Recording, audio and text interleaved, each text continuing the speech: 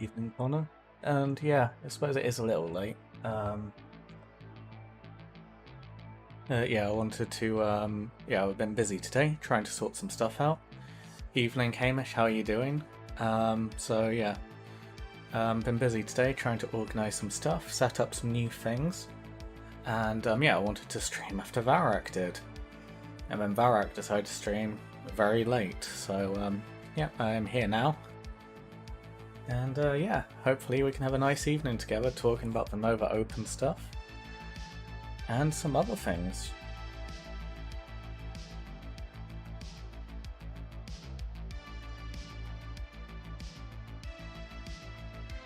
Hopefully you guys are doing alright. And of course the bot's double pinging because I give up with it, to be honest.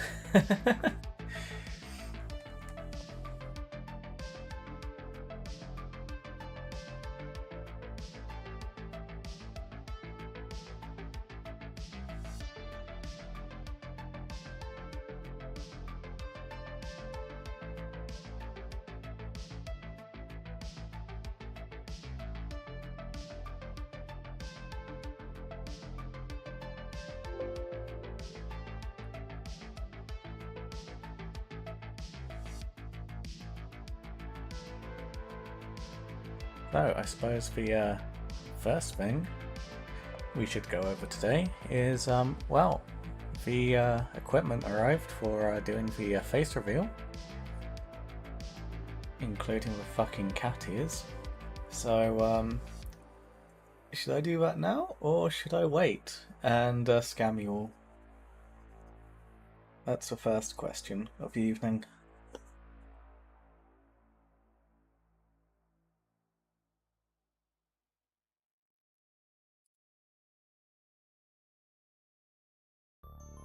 Hey Byron, how you doing?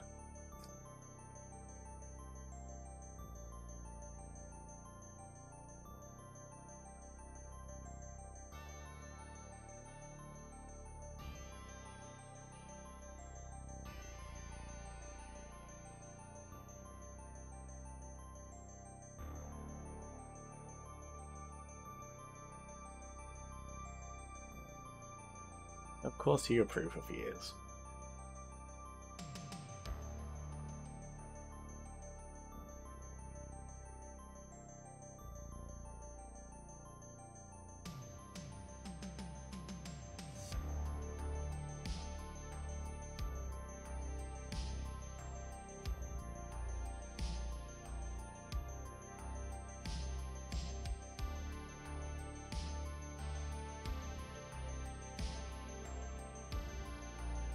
Nightmares with acrylics, but I'm nearing the end of testing, so not too bad. Awesome.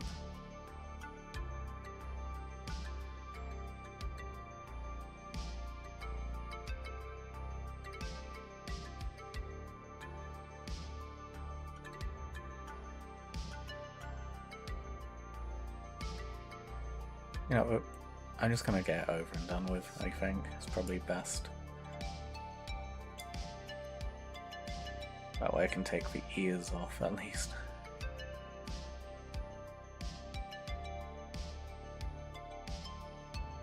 Here you go. This is what I look like. You happy now? And look, they're tiny, but their ears are the only ones I could find that fit onto these headphones, so I tried.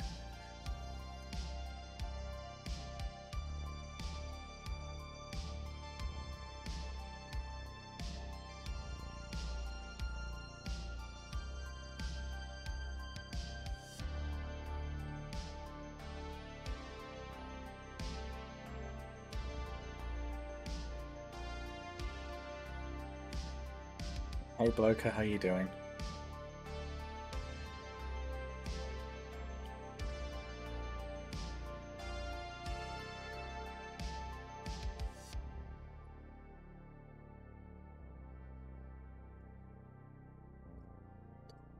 There we go.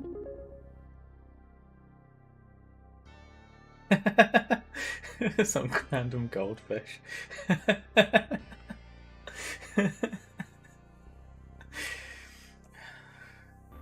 why can't you make it easy for me and just use your name? Hey Clive, how you doing? Thank you so much.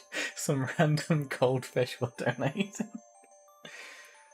So yeah, Hamish, you happy? You got your cat ears?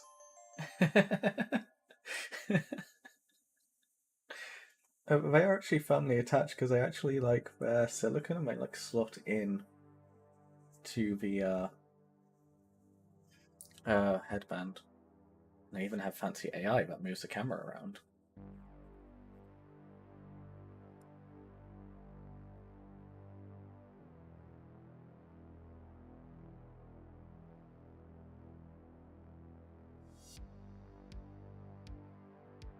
Do I have to wear the cat ears for the rest of the stream?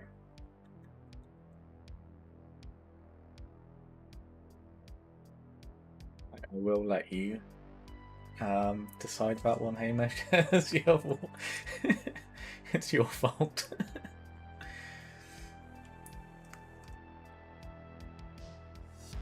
Yeah, no, I want to do things properly, and as I want to play games and show off stuff, I feel like it's important, as a green screen, so I'm not covering huge amounts of stuff. It is also why the goal was set relatively high. You're now inducting the Luna Cats. Rest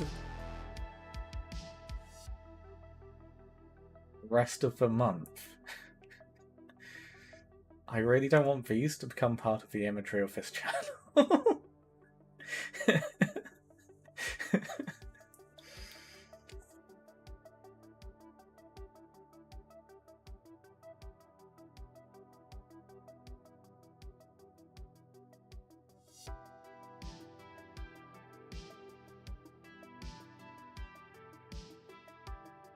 I've just noticed that green screen's kind of trimmed itself weirdly.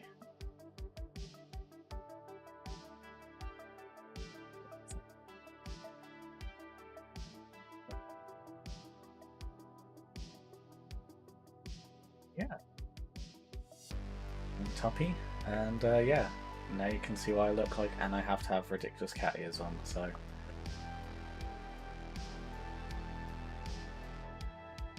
Yeah, it's pro streamer time. Yeah, well, I mean, I've got this imagery of being the Emperor's Children guy to upkeep, so I have to do things properly and to the best of my abilities, and right now, this is it, and I think we're doing a better job than a certain somebody.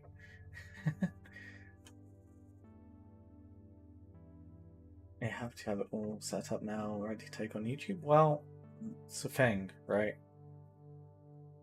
I'm a very long way away from being able to make this a proper thing, but yeah, I'm enjoying it, so I'm gonna try and do it properly and just keep going at it. If this turns into a thing that can, keep me working and keeping money flowing in, then it's something I will do. But yeah, let's get on to the news, shall we?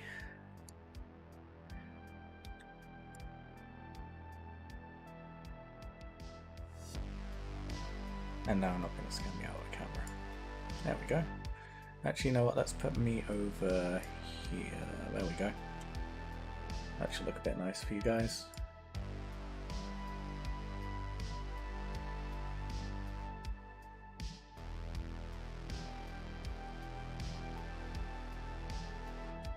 Really weird's happened to my stream. There we go.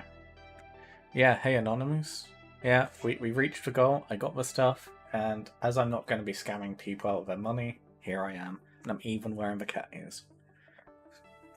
So, hey. Yeah, you got me now. So, Nova Open. And the first thing we got were the squats. So, yeah, they're a thing. We got an Age of Sigmar wizard with some drones. Let's just go through the squad stuff. We got this thing. If you're going to expect me to say anything nice or positive about the squats, I am really sorry, but this is really not the channel for it. So we got this ridiculous thing that looks like it was made by literally any other third-party the thing that makes sci-fi stuff.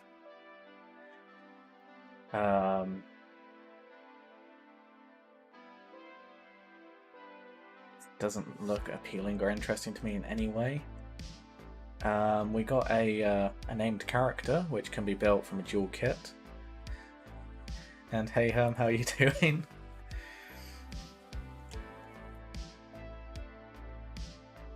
Yeah, no, I fully understand and respect his decision to leave 40k over this. I mean, I also do BattleTech now. My main sci-fi game of choice is BattleTech, and then I also play Horus Heresy, which I treat as a historical game. So I agree with Bearabus on this one. Speaking of bears, not sure if you guys have noticed,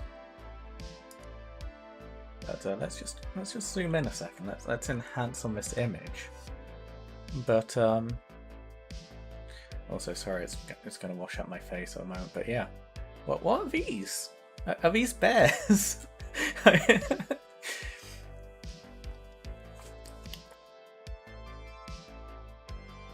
Because they look a lot like bears to me.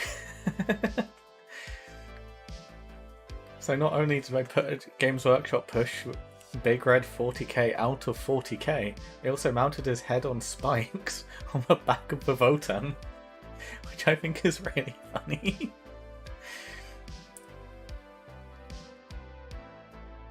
And yeah, well, why is his head cracking? Excellent question. Because remember, these are meant to be genetically enhanced, perfectly built specimens designed for their functions and roles. Yet somehow are, tiny people, not very efficient, not very sensible, not very practical in a fight, wearing armor and using weapons which do not enhance or help their situation whatsoever. And this guy also looks like he's quite literally falling apart quicker than the hype for this range. So hey. Also, they put all the squats on tactical rocks that make them as tall as Primaris, which I think is really amusing, and just goes to show how little I actually thought through doing this properly. And thanks for a follow, Tropical Oasis. Hope you're enjoying this.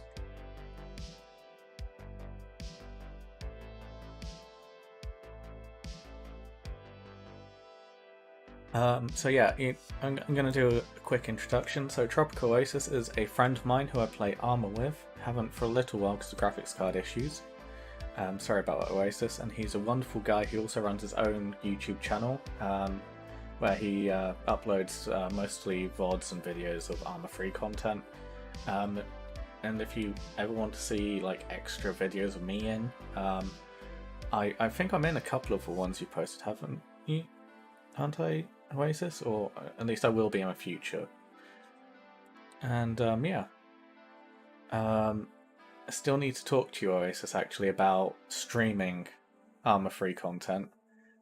Because I do want to do it. I do want to stream us playing together. But obviously I need to make sure that I'm in squads which are Twitch and YouTube terms of service friendly. Because I am actually enjoying being able to make money out of this, so yeah. If you have the time and you enjoy Armour, go and watch Tropical Oasis stuff on YouTube. In fact, I'll try and get a link.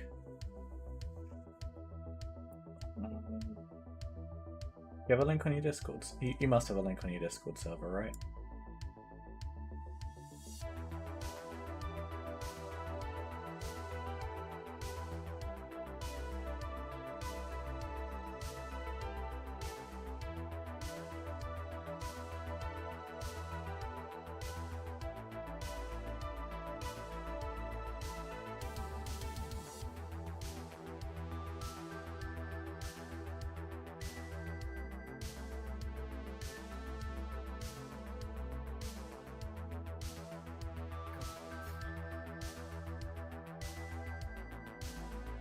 Yeah, this is his channel. If you like Armour-free, go watch his stuff. And yeah, I'll put a link to his YouTube channel in chat. Nope, I didn't mean to minimize that. There we go. Let's go back to another open stuff for a moment. And no, I wasn't. Because again, if I say something, I will keep to it. I will not scam you guys. So yes, I have cat ears.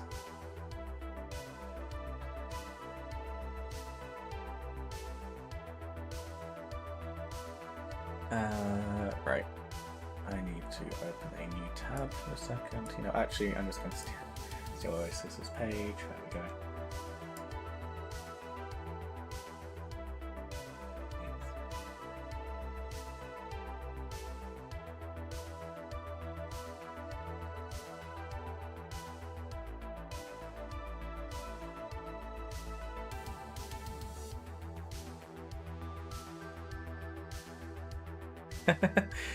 Yeah, Hamish, buy us all cat ears.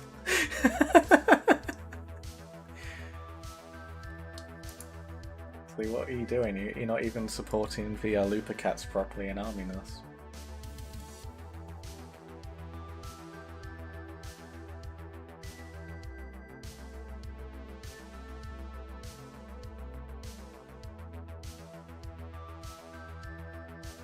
Let's throw the link in.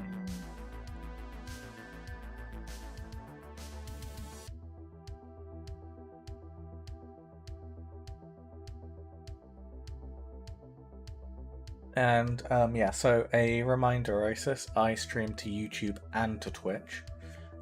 So there's, yeah, I have a bit more following on YouTube. So you'll see messages on there. And not in there as well, if that makes sense. It should be color coded. It should be color coded, but it doesn't look like it is. But yeah, well, that's why you aren't seeing everything. Can you do me a favor, Osis, and stay on Twitch? I know it's going to be a bit annoying for you, but I need the average viewers on Twitch at the moment.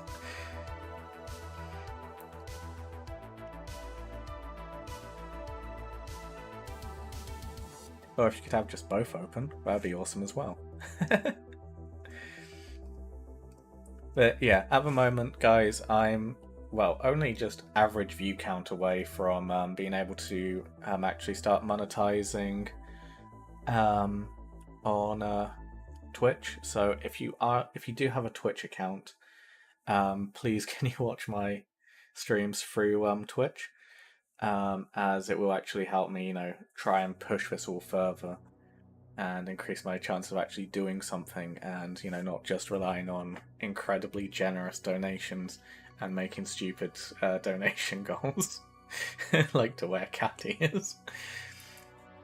As much as, you know, I know you guys enjoy this, humiliating myself and embarrassing myself is not something I want to make my entire channel about. It is funny, and I do, and you know, it is silly and it is fun, but yeah, I would like to push towards making this a bit more serious, and, you know, actually hopefully making this go somewhere. Average Twitch viewer reporting. Hey Squid, how are you doing? And yeah, Facecam. Do you want our kidneys as well? Well, I don't know about the state of your kidneys, but, you know, everything sells on the black market, right?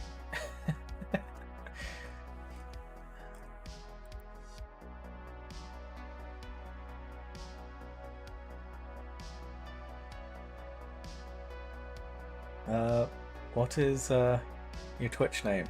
Should be Tuppy the Ducky. If you're on the Discord server, then the announcements channel has links to both Twitch and to YouTube.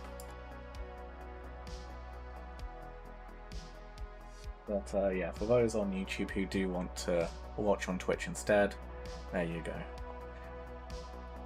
And yeah, it will help out a lot. Yeah, and I know, I guess this is gaming the system a bit, but you guys are already watching, so I don't really feel like it's abusing the system to ask you guys to watch on one platform more than the other. But it does help massively. especially at this like really early stages, you really do need to like push for those average viewers and stuff. But yeah, in terms of content, so you guys actually have something worth watching. Should we cover Age of Sigmar reveals?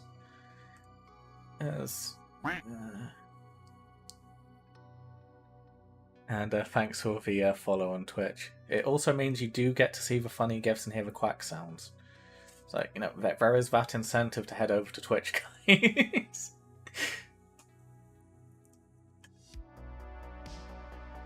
And yeah, the more I can, you know, do stuff on Twitch and on YouTube, I will be maximizing the potential for, you know, silly sounds, funny gifs, and whatever you guys want to see on the channel as well.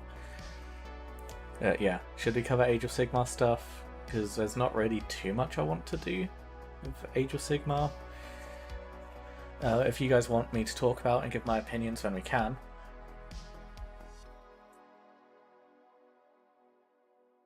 Also, it's chroma keyed well. Yeah, wow, look at that. I did actually set it so well I can actually see my glass on the green screen.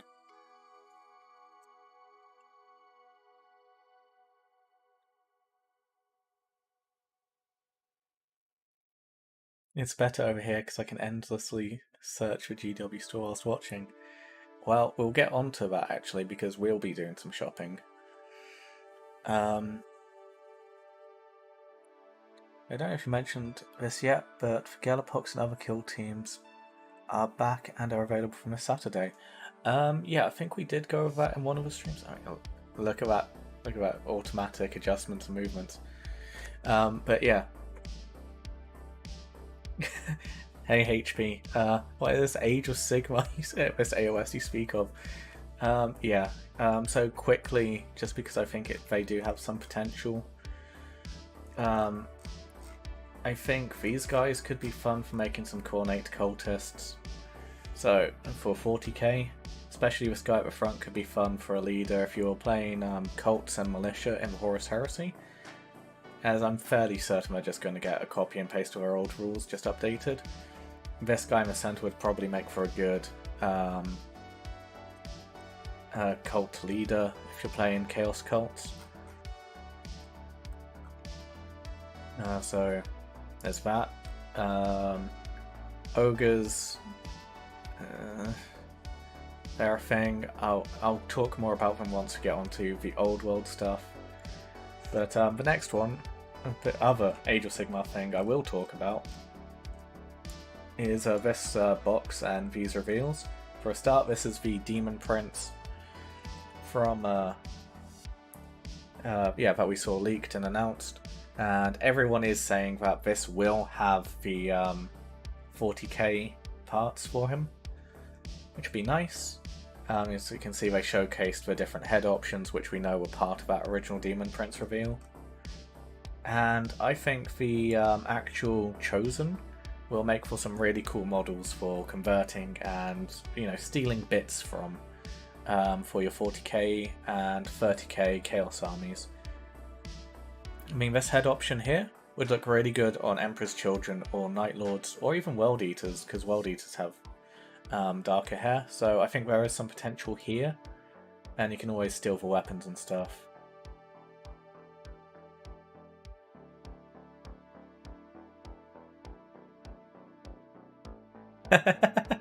Yeah, I agree with you, Connor, which is why I won't read that one out. But yeah, I really love these models. They look really good, and I think this is probably just more something I've only really picked up on, and I don't think many other people picked up on. But these guys look like they'd be really good for setting up in a rank and file, you know, base to base on square base setup. They don't really look like they would be too incompatible with square bases for when we do eventually get the old world back, so I think we might actually see a return to the dual purpose kits with the square and round bases that we saw at the beginning of first edition Sigma. We also got the I'm not going to say their name out on Twitch because I just feel like that's just going to get me into trouble. it just feels like a really inappropriate ableist slur, and I don't want to say it out loud. So yeah, these are a thing. Could be fun for using as Og Rins in a Chaos Cult's army, but yeah, we'll leave it at that, I think.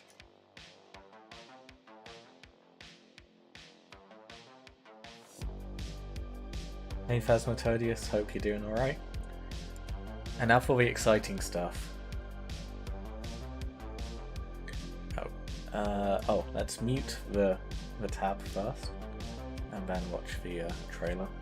Because I did get a copyright strike for showing the Escher trailer, so yeah, thanks YouTube.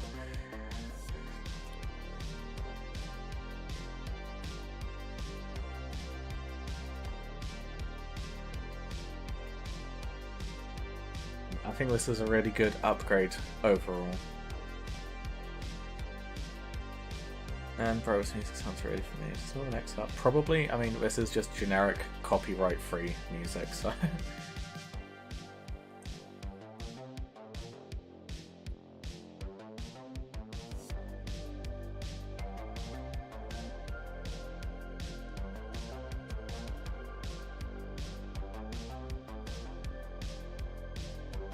I have to just imagine he's just simping over Horus because that's all he really does.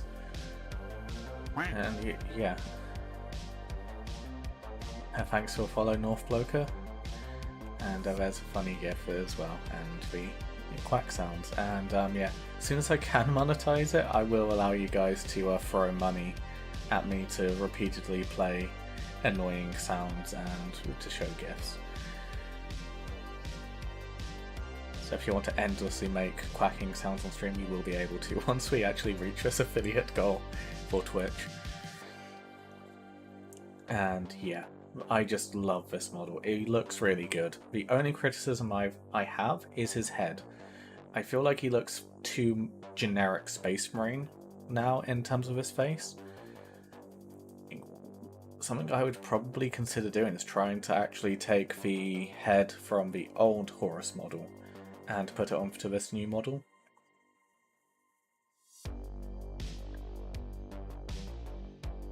And yes, Clive, release for Quacken. That's the goal here. Take over the world with ducks and positivity.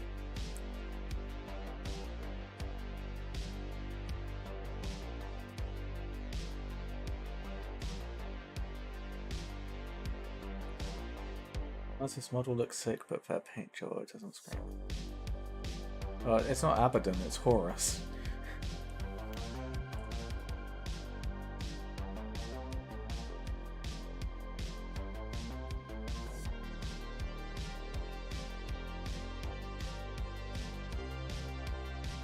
Yeah, so I was talking to a friend last night, and yeah, he pointed out that the face of the Horus Ascended model doesn't look identifiably like Horus. Like, you know, there's that head that everyone's been memeing crap out of for the new Chaos Space Marines one, where he's got a really ridiculous smile and a horn sticking out the side of his head. It's the same kind of head here. So it doesn't, the face doesn't scream Horus. The rest of the model absolutely screams Horus, and I think it's really funny that we finally got some Salamander models. And yeah, this is it. These are the Salamander models. And there's only Salamanders down here. It's really, really amusing to me. Oh yeah, let's just open this in a new tab a second. And it's going to make me look really pink and bright. Hopefully it corrects. But yeah, it's like, you can see the face of the old Horus model in the background here. And it's very distinct and lines up perfectly with so much of the artwork of him. Whereas the face on this guy doesn't quite look as Horus-like. So, see if I can try and enhance and focus even more. But, you know, Horus has always had this distinct, like, very straight brow. And this, like, very, like, typical villain look.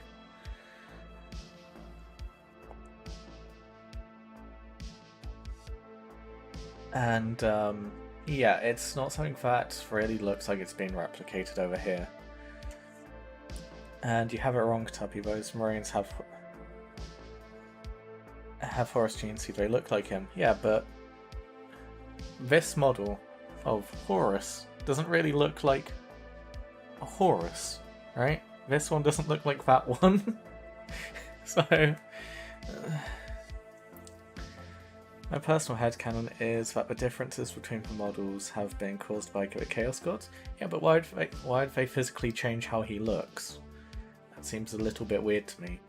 But yeah, otherwise, moving on from the head, I do really like the little details, like the wolf is starting to decay on his shoulder. He hasn't, you know, gone and got a new wolf pelt or anything. You can actually see where it's like starting to rot and fall away, leaving the fur and the bones. And it's a physically bigger, larger model to show that he has been enhanced and empowered by Chaos, and I think they've used this opportunity to do an excellent job of adding extra detail and giving it a really nice thorough repass over to make it updated. As I do think this old Horus model still looks absolutely incredible and has aged incredibly well for a 4-year-old model of its age. But this is a really nice upgrade. I'm not too sure what I personally think about the glove. Because yeah, it looks so much more deadly and lethal, but it does also look like he's had, you know, his hand chopped off. It does look like they have just sliced his fingers off and then replaced it with knives. It's more of an Edward Scissorhands kind of look, and I wish it was just a bit more bulky up to the blades, I think, personally. And yes, this is another resin model.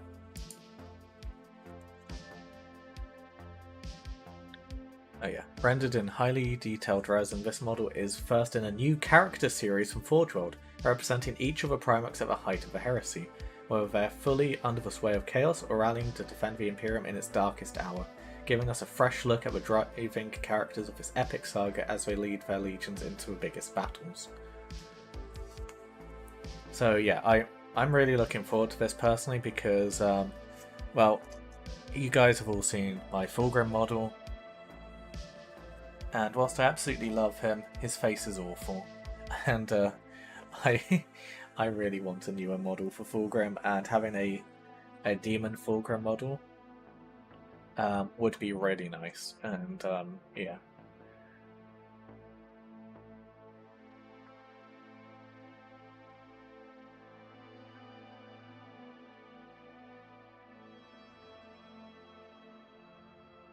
I also love like the detail of like the ammunition belts feeding out of the combi bolter.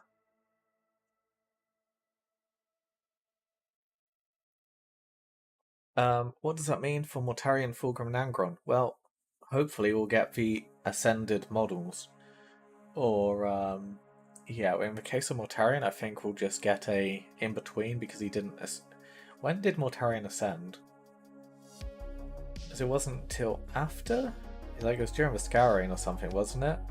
In which he ascended, I think. So we'll probably just get a nice, a more up-to-date sculpt of him.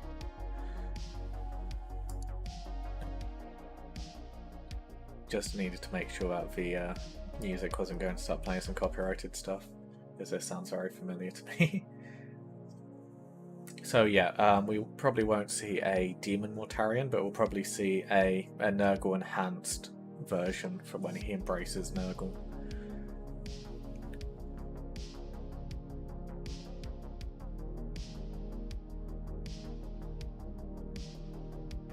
Yeah. Zoom out when pressing them. Yeah, there we go. I should also fix the lighting on my face. Right. So yeah, there was the Horus Ascended model. a 9 out of 10 model for me. There's a couple little peeves I have with it, but otherwise it's a fantastic model. What I think we should... Sorry about that. And things I think they should have done, and we're just going to have to go on a slight tangent here, is... no, they pulled it, didn't they?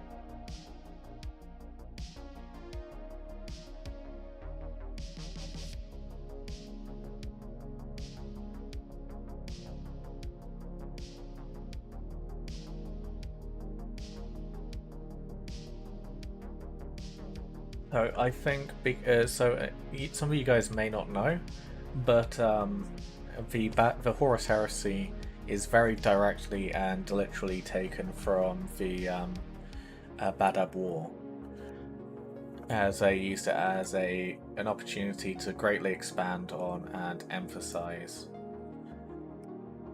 Please work. Hey, there we go. Yeah, and like increase the scale. So yeah. This is Luft Huron, and if you notice, he looks very, very similar to both Horus and Abaddon, because this is where they're based on.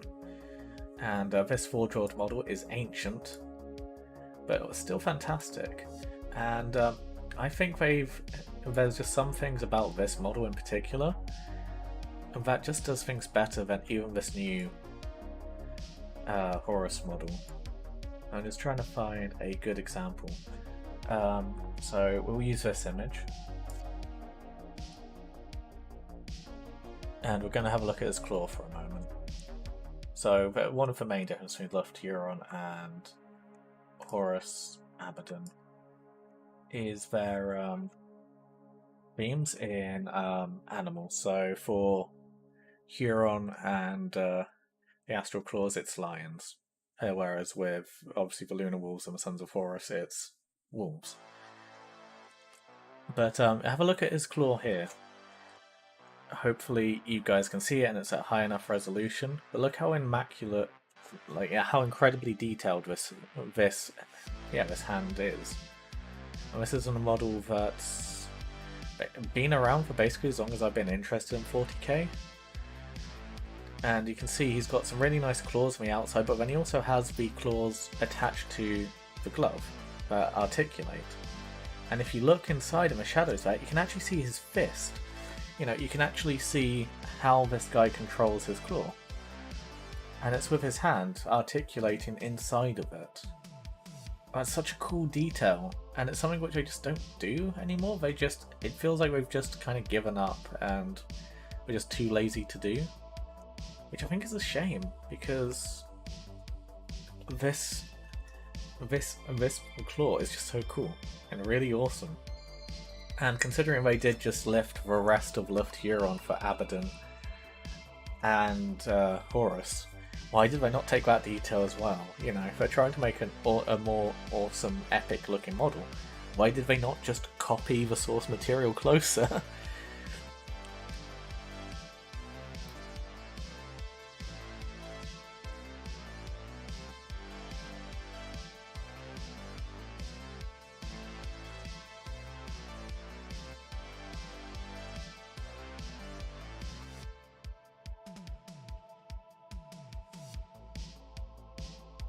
Also, you could quite easily see this model painted up as a Son of Horus or a Lunar Wolf, couldn't you? And it would look incredible. The only thing you need to change is the shoulder pad out for a wolf's head, and you're done. Okay, you'd have to shave like 1 or 2 symbols, but yeah.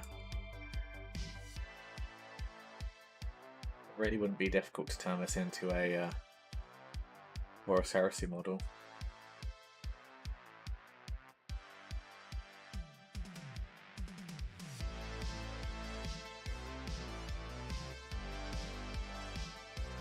There's also, I don't understand why he went from wearing Indomitus power armor with this incredible claw, hand flame and everything to well,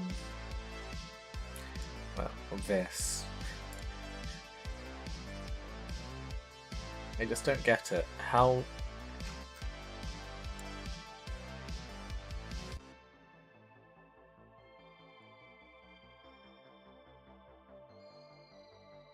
Like, the only consistent thing is the claw, but even that's radically different now. And he has an axe for some reason?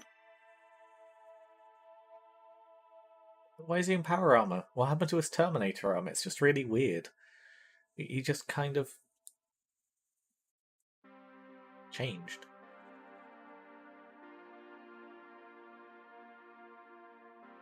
I still don't get it. Like, I know the lore behind this guy. He gets hit by a combi melter and gets mortally wounded and has to accept the embrace of chaos in order to, live and carry on. But that doesn't mean he should just suddenly lose his Terminator armor. It doesn't make any sense.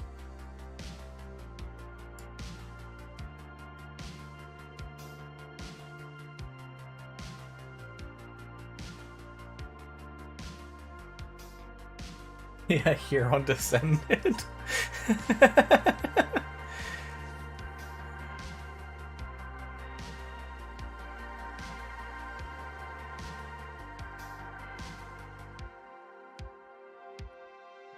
So yeah, back on track. We have the Nova Open reveal of the Corn Berserkers. Which I think, honestly, this was a rather disappointing reveal. Because I think we've already seen these guys. Or at least I feel like I've already seen these guys. And I mean, yes, they are fantastic models, and I do really like them. They're cool looking models. They represent Corn Berserkers really well. But there's just some really weird things about them which I'm not overly a fan of.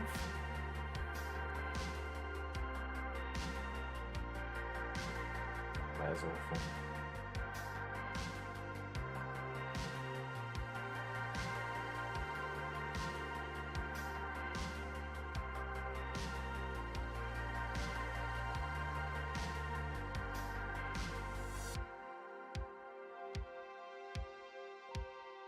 But yeah, cool models.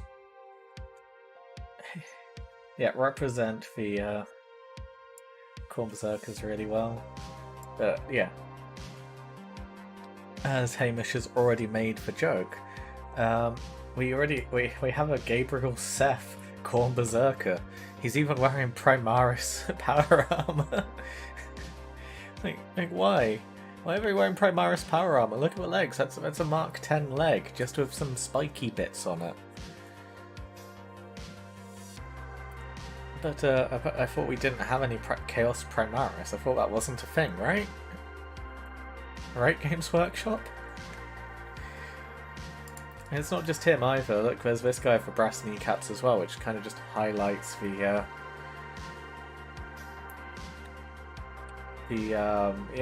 Primaris legs even further. And it's kind of a shame with these models, because they are so relatively monoposed. It's very obvious when the pose has been repeated in just these 10 models. Which is a shame.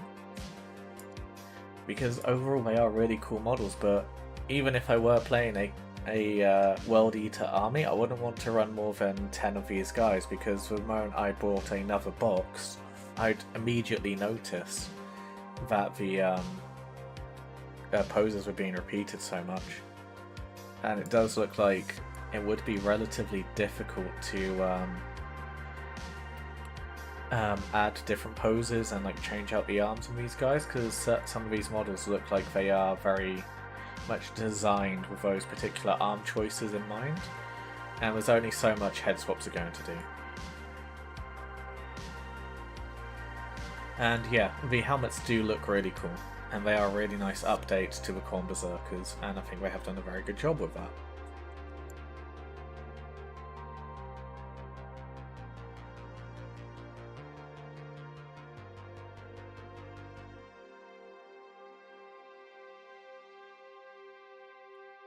Yeah, for 40k players, good news. Hang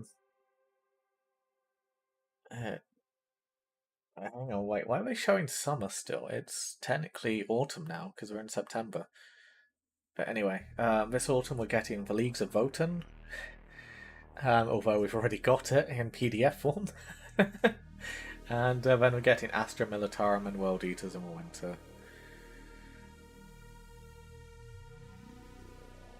Yeah, it's a shame. It's like, I really don't understand why we need to trade off incredibly detailed, dynamic-looking models with being so incredibly monoposed.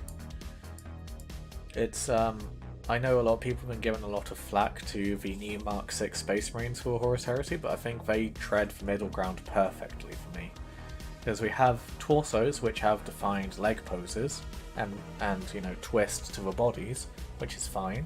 But then the arms and the heads and the backpacks are completely independent.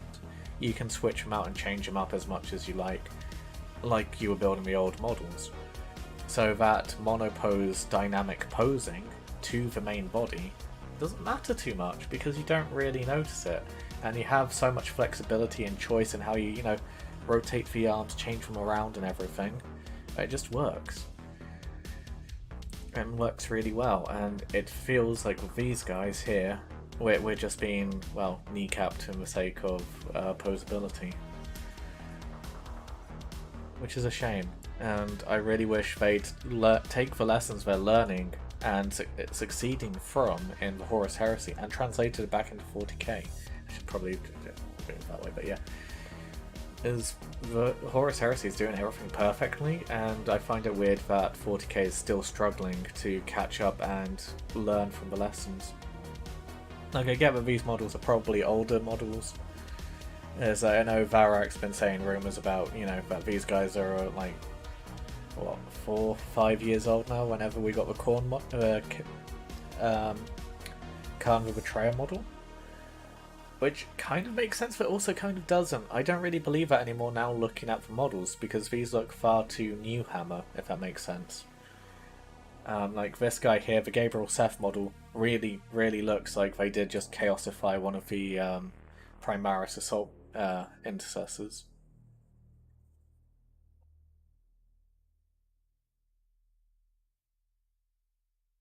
I'm not super read up on the lore of Berserkers, but are all Khorne Berserkers World Eaters, or are there Berserkers that never were World Eaters? No, you don't have to be a World Eater to be a Khorne Berserker. Hey G, how are you doing? And yeah, G, I'm a man who keeps to their promises, and you guys met that donation goal, and yeah. And as I said, I'd wear cat ears for a reveal. Yeah, look, I even have little cat ears, you know? I keep to my word, no scamming here. So yeah, this is a thing now. And yeah, doing it so professionally. I even have a green screen. So, you know, my background, my showcase of minis, isn't distracting and blocking key parts of the screen and reveals. Not to take a dig at anyone, of course. That's definitely not what I'm doing right now. Yeah.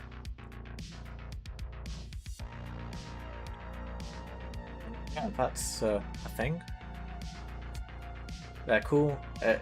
If I were to ever buy them, it would be to like take parts and cut them up and throw them onto a World Eater army, but for the Horus Heresy, that is. Not for 40k. Yeah, they're cool. They do a job. Don't really have much else to really comment on them with. But what I do have stuff to say about is the oh, I opened so many tabs there. Heresy Thursday and a brand new assassin, and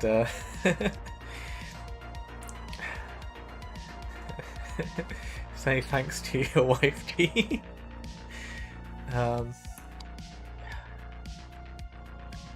Is it the cat ears, or does she just think I'm cute?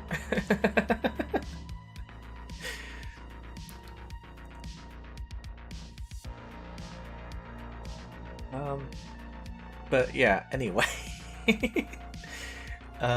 Yeah, this assassin model. I think it's really interesting that we got a new assassin model, but I'm also very confused why this isn't the Tech Priest assassin from the Mechanicum book.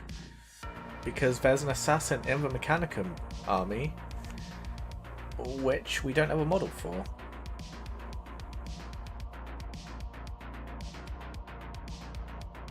You know, hold on a second. Oh god, it's gonna remove the green screen. We're not gonna do that. Damn it. Although, can I reach it? Oh, the veil. No, come on AI. We got this, come on. There we go. So this is a brand new assassin. Come on. No, we're gonna go that way. Come on AI. Come on. Abominable intelligence.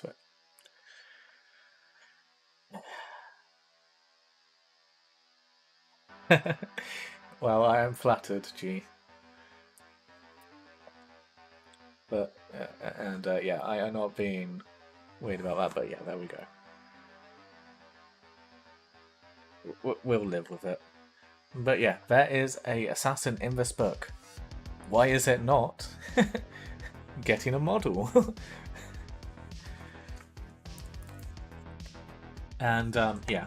So this is a brand new assassin which features in Black Library books, which I think is interesting. It's really cool that we're using this opportunity to throw us some new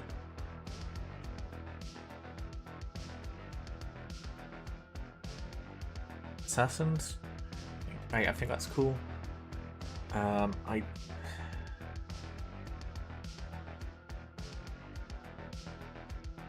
No worries, Connor. Yeah, and there's a...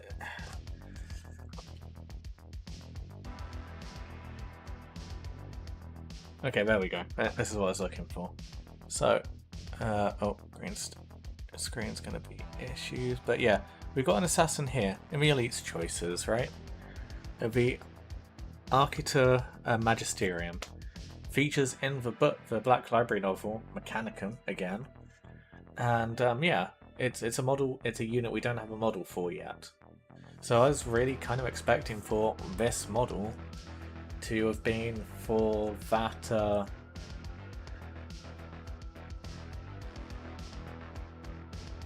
Yeah, for this to be that model, because we also know what the Magisteriums look like. So yeah, let's briefly talk politics, and yeah, I really don't like the assassin models because of how needlessly and pointlessly sexualized they often tend to be. Like, why does this person have to be identifiably female and kind of sexy? Like, what's the point here? Why does she need to have very overly pronounced boobs? Why does she need to have a corset? Why is this a thing that needed to be done? I don't really understand that.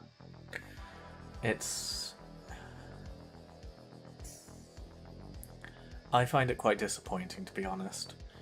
It's like, I do actually have something positive to say about the Voten on this one. Which, you know, we're just going to briefly go back to 40k a second. Because, yeah, I do actually have something positive to say about a Voten model, okay? And it is about this person here. Do we have a better picture anywhere of them? I think I have to go with 40k article.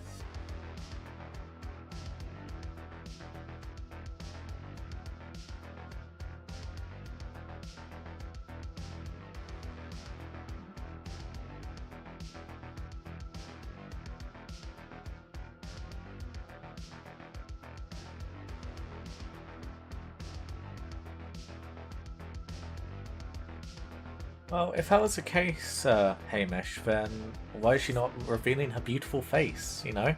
Why is that not the thing that's used?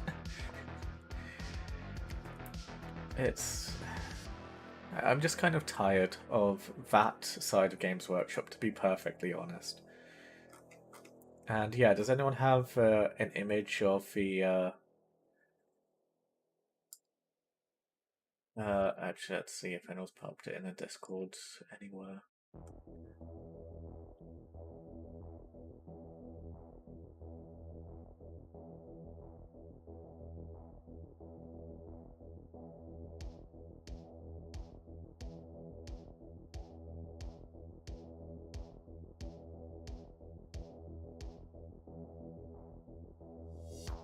No, so it's just an observation about it which I've made,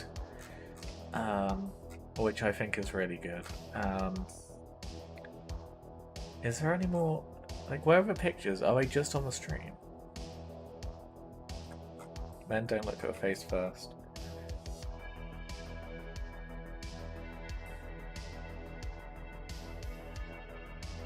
Hey Jimmy, how you doing?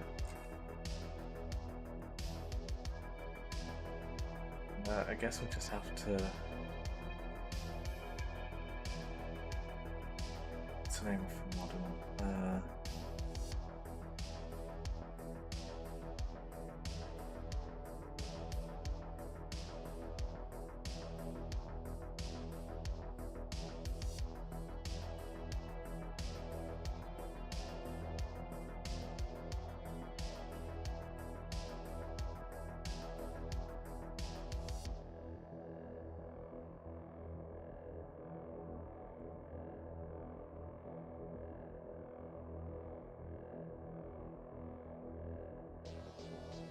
I'm not surprised there's going to be full of anime crap. Okay, there we go. This is the image I wanted. Okay, so here's the thing, right? So with this model here, I'll point with this hand. We have a, Gandalf model, which is clearly like a Gandalf model, a guy model. There we go. But then also over there, we have a character which looks decidedly a lot more female, right? Like, this character here looks a lot more like you would, well, you'd read them as female. And this guy as male. But all they've done is swapped heads. That's the only real change here. And this is probably the first time I think Games Workshop have actually pulled this off correctly, or even made a real attempt to do it. And I personally think this is really good.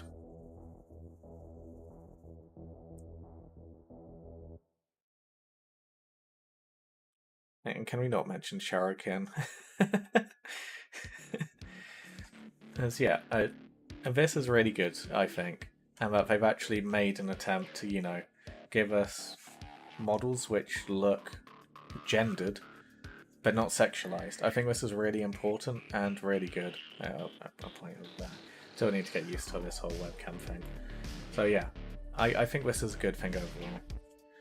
And yeah, and I mean purely the wizard models, not the stupid drones, because these are stupid.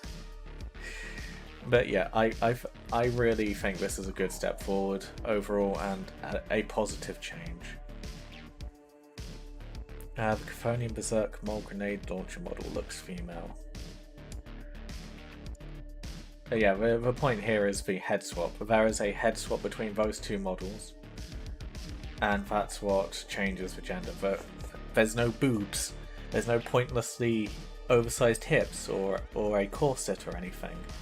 It's a head swap that helps us read them as male or female. There's no needless sexualization there, which I think is good. And this, this is not.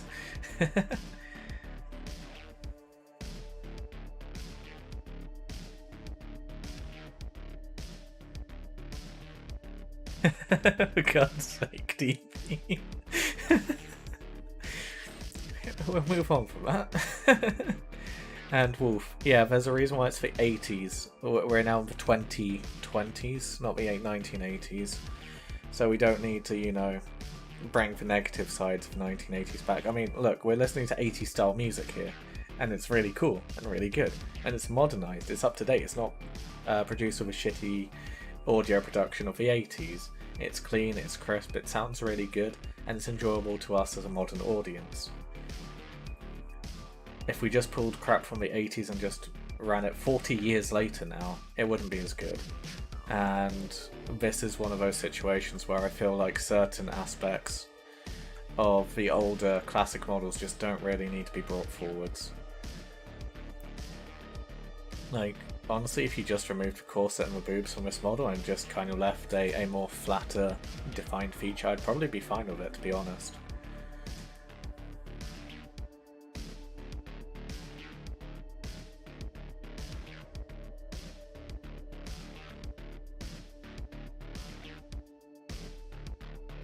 And yeah, the Votan wizard is really cool. And I do really like him, I just don't think he fits into 40k, personally. That's about it in terms of criticism for him.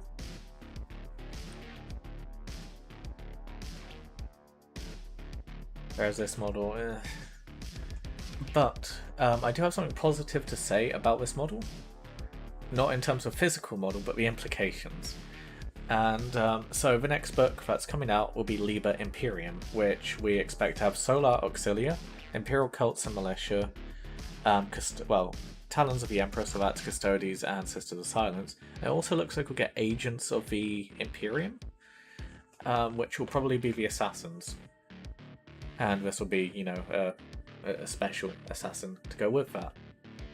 So it looks like they will actually be padding out that book a bit more, so we won't get a horrifically thin book like the Liber Mechanicum book.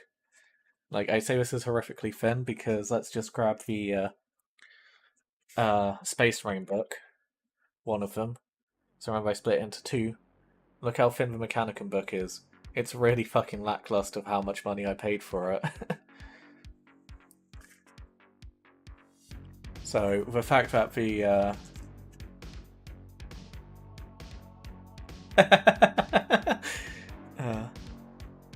do you think we'll get a Malkator model that is playable?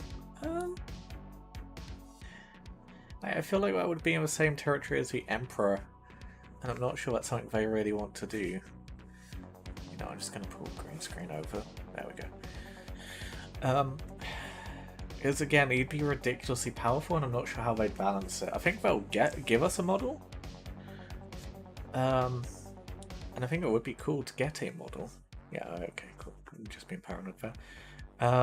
So yeah, I think we'll probably get a Malkator model in the same way we'll get an Emperor model. But I don't think they'll necessarily get rules. Although I would say Malkator is more likely to get rules, but at the same time, he is a fragile, frail guy who's going to have a really shit stat line and just be incredibly powerful as a psycho, right? So it'll be really awkward to balance, because you'll have to give him so many extra rules to make him survive whilst having such a crap stat line in order to make him even worthwhile for psychic powers. And I just really can't see him being a force on the battlefield anyway. I can't even think of a situation where he was in combat, other than when he told Valdor and Alfaris to stop acting like children. So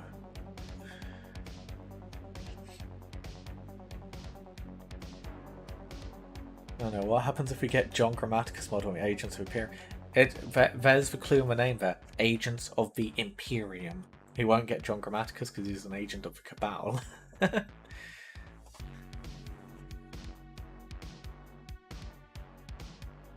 And yeah, Phasmatodius, yeah. At least give us needlessly sexualized guys too. Yeah, you know, I think I'd prefer that, to be honest. And yeah, Malkator force chokes the army and wins. Yeah, that's just all it would be, really, wouldn't it? I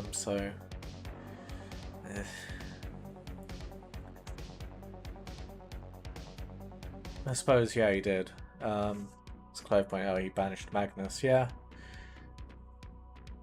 Again, it's like I don't really see him being a force, like a combat model, so I don't know if he would necessarily have rules. But this would be the opportunity for it.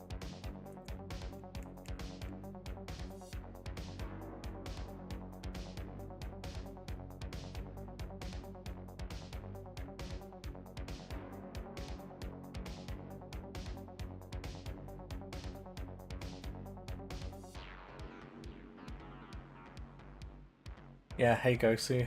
And yeah, we reached the goal, so I bought the equipment in order to, you know, do a face reveal and do it properly, and yeah. Here I am, and I'm doing good. Feels a bit weird, still trying to get used to, which way I need to point and everything, and where to look. But, yeah. And it's going good.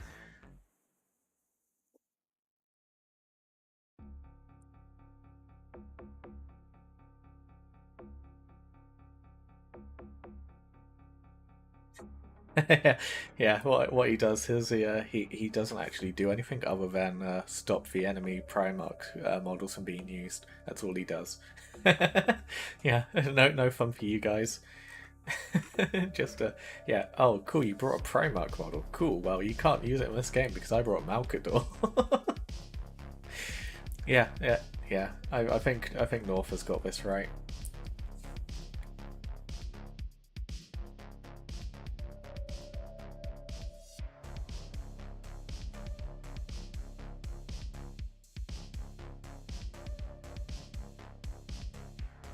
Yeah, let's just have a quick look at the Horus Heresy stuff because I want to just double check the timeline.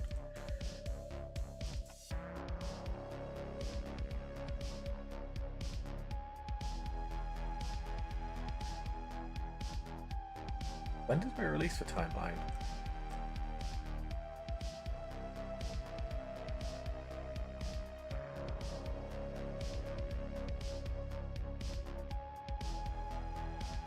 Ah, there we go. Okay, so September we aren't expecting the book, which is fine. I really hope that this PDF that we're talking about in this timeline is the an FAQ, because Liber Mechanicum definitely needs an FAQ, and there are certain aspects to rules which I think need an FAQ as well. And then yeah, next month we will have Liber Imperium, which is what we're talking about there, and I think we might actually have a 4th army in that book. And yeah.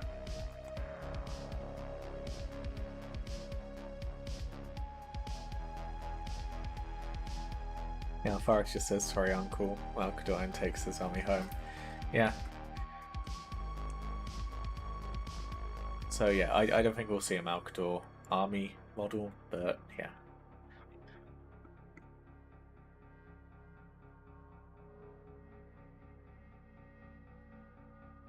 I suppose, whilst it's old news, we will have the Death Guard units up.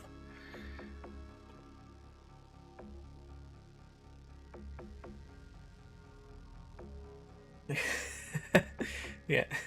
Squid suggests if Malkador is fighting Horus, Horus's controlling player has to roll 2d6, and if the result is either a 2 or an 11, Malkador wins the combat.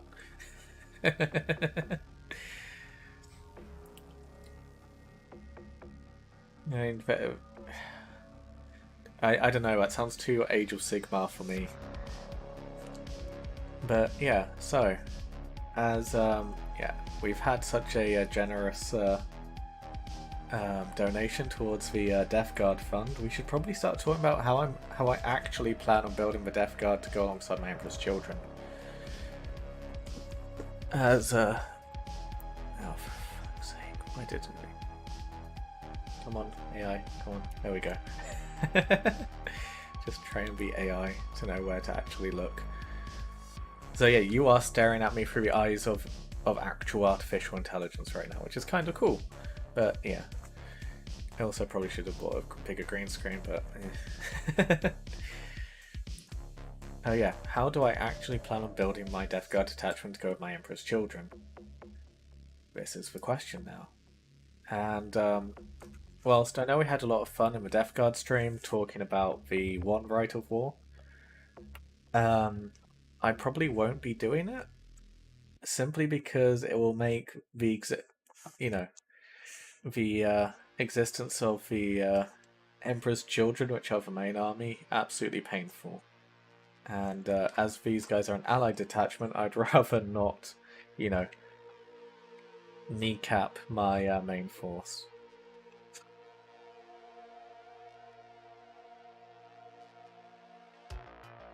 If the result is 2 or 11, model is removed from the game and from your memory entirely. Do not refer to that model ever again. What model? Anyway, Death Guard. So, as fun as the creeping Death Rider War would be, for a Death Guard army, if you're playing it as your primary detachment, as this is an allied detachment, I need to make sure that I'm not going to be murdering huge amounts of my own Emperor's children because of a Rider War my allied detachment has. So we're not going to do creeping Death for my own Death Guard detachment, but we will in fact try and build around the Reaping Rider War. Where does the Emperor's Children Death Guard sit on the chart of allies? They are not Swarm Brothers, the one beneath it. So basically they can act and operate alongside each other without issue. They just can't join each other's units.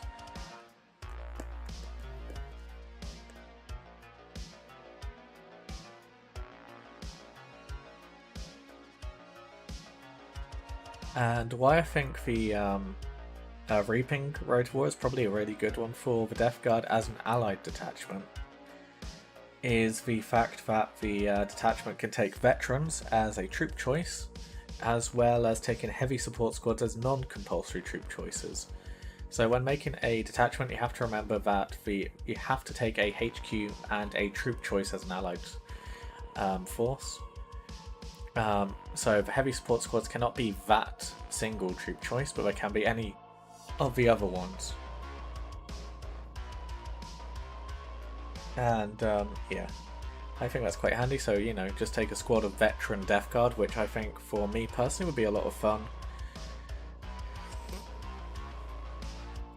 And yeah, making a veteran squad would give me a lot more opportunities to, you know, like do stuff with the models and customize them a lot more than a regular tactical squad would. So I probably will take a veteran squad and then just nothing but heavy support squads and regular support squads.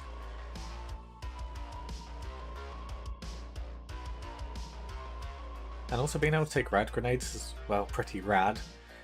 So we might do that as well. And yeah, so they can't run, well, they can't run and they can't do any movements during the movement reaction phase, which is okay. My Emperor's Children probably be doing most of those reactions. And they can't deep strike or come from any alternative forms of transport.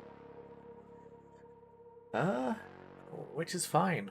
I kind of, so how I picture the Death Guard is they'll be providing the fire support, you know, rather thematically, whilst the Emperor's Children just charge at the enemy. And yeah, the Death Guard and the Emperor's Children have fought alongside each other in many campaigns, and I've mentioned it before, but I want to do like a full army, so to speak, with Emperor's Children at the core, with a allied detachment from the Death Guard, Sons of Forest, and the World Eaters at some point. You know, the full Istvan campaign, not loyalists, traitors, loyal to the War Master. There we go.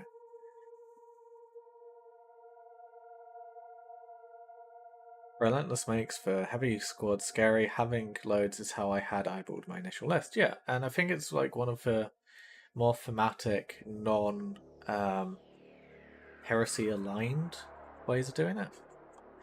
And would you do white and blue World Eaters? Well, yeah, because that's what they wore during the heresy, so... And again, I want to focus my guys on the Istvan campaign. So, yeah, again, they'll probably be white and blue because that's what they're wearing at the time. They hadn't gone full crazy and, you know, making sure their arm was drenched in blood. And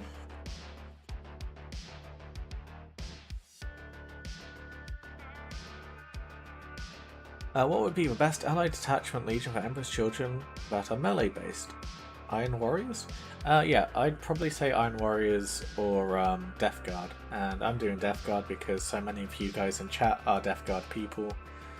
And I think it would be, you know, more interesting for you guys if I'm actually, you know, doing painting guides, tutorials, and talking about the Death Guard because that's more relevant to you. So, yeah, Iron Warriors or Death Guard would be very good choices. Both thematically and in terms of just how they complement each other. So Death Guard don't really have too much from melee. And When you say all of the Esteban Legions, my brain wants to refer to them as the gang, like Always Sunny. Yeah, yeah, it's the Esteban crew, so yeah. Do we have a release date for this upgrade kit? No.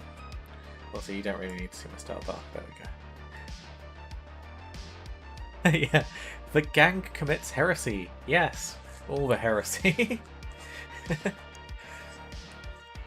For the War Master.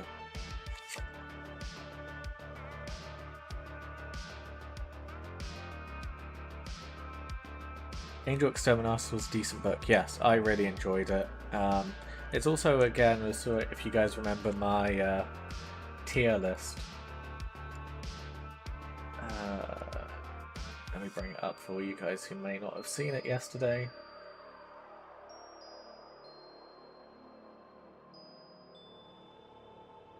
Yeah, it's one of the main reasons why the Iron Warriors are so high up. Because, yeah, the Iron Warriors are just a legion which I just cannot find anything I truly dislike about them. I really enjoy them in basically every single book or depiction of them during the Heresy. I think they, their characters, their development's really interesting. Kroger is my favourite Iron Warrior by far, and we're not going to talk about what happens to him because that does actually really annoy me.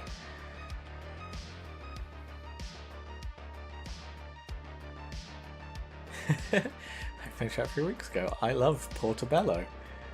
Peter Turbo? Perturabo. So yeah.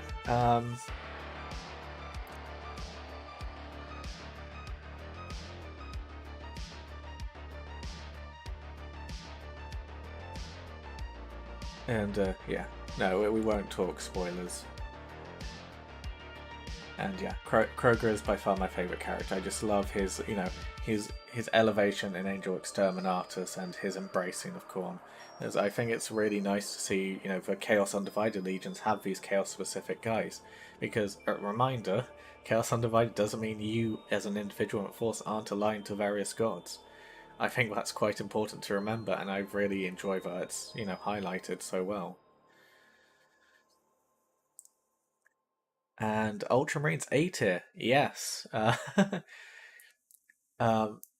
If this was a 40k tier list, it would be very different. But I do really like the Ultramarines in the Heresy. I just find them just so much more interesting because they are very well read, very knowledgeable, and very well rehearsed and practicing their methodologies. You'd say they fight to the book, but they also understand theory and practical. And I do really like the whole hypothetical, practical mentality they have and how they apply it during the Heresy. And I think reading about Calth and the actions taken by the Ultramarines during that end of the Shadow Crusade is really cool. And I think almost all of the Ultramarines are actually pretty awesome during the Heresy. Especially as, there's a lot of intrigue and interest to the Ultramarines, because you have to remember at the time, the Realm of Ultramar made up such a significant portion of the Imperium that a lot of the Ultramarines and the people of Ultramar saw themselves standing relatively equal to the Imperium, as a more of a sister empire than just part of the Imperium. And one of my plans is I'm more or less going to be doing armies for everything that's above C tier at some point. One thing I really want to do for the Ultramarines is to make a traitor Ultramarine army for the Horus Heresy. So I just love the idea that it's basically just incredibly nationalistic Ultramarines from the realm of Ultramar who are just the Imperium kind of sucks. Look at them fighting each other and destroying themselves. If we defend and protect our own lands, we'll be really strong, and we don't need the Imperium. We can just be our own thing. Make Ultramar great again. And yeah, I really want to be able to traitor Ultramarine force, which is basically just secessionists saying, what, fuck Horus, fuck the Emperor, we're going to do our own thing because we know how to do our stuff best.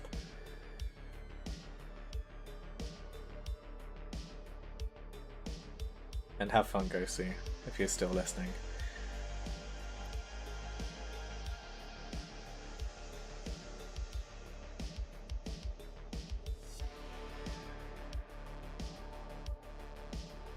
There's a moth in the room. But yeah, did enjoy that Crusade Across the Stars back to Devon to wipe it out.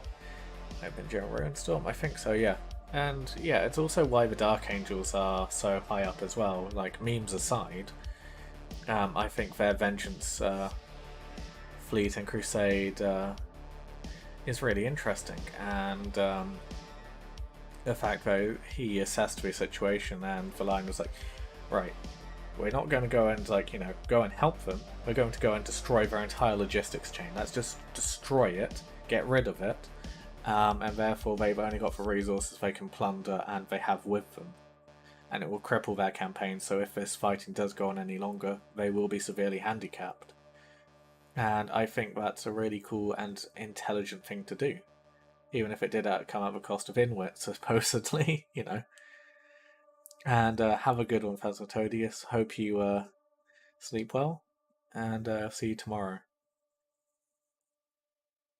I mean, the Brothers of Gilliman chapter? Wait, is that a Space Marine chapter, or am I thinking of something? Am I going off in the wrong tangent there, Clive?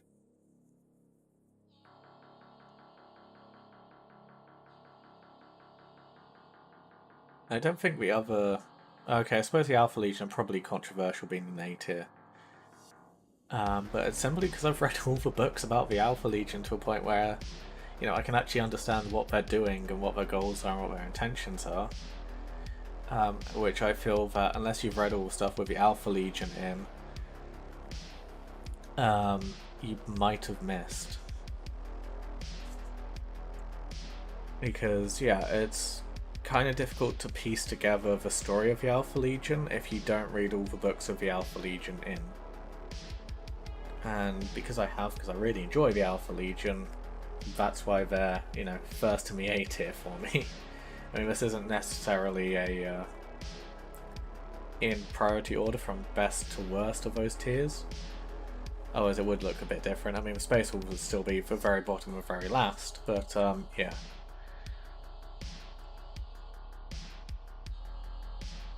Yeah, Alpha Legion are A tier. A for Alpharis. Just makes sense. Absolutely.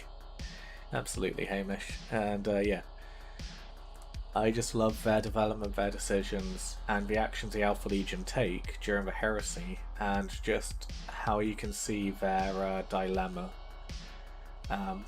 posed to them by the Cabal in the book Legion unfolds, and how that shapes their actions. And you can really read into it just how much it's like playing with both of the Primarch's minds, and it's really interesting.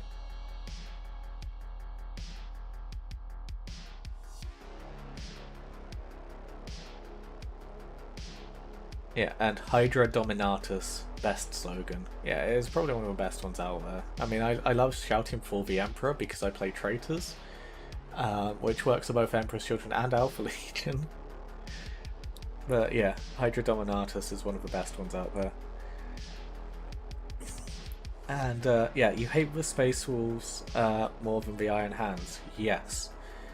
It's not by much, but I can think of at least 2 Iron Hands which I didn't dislike. And at least one concept, and, well, yeah, 2 concepts to the Iron Hands I actually like. Whereas I can't find anything I like about the Space Wolves. So... yeah. I don't mind Space Wolves that much in Prosper related books, but I didn't enjoy them much when they cropped up later on Shame.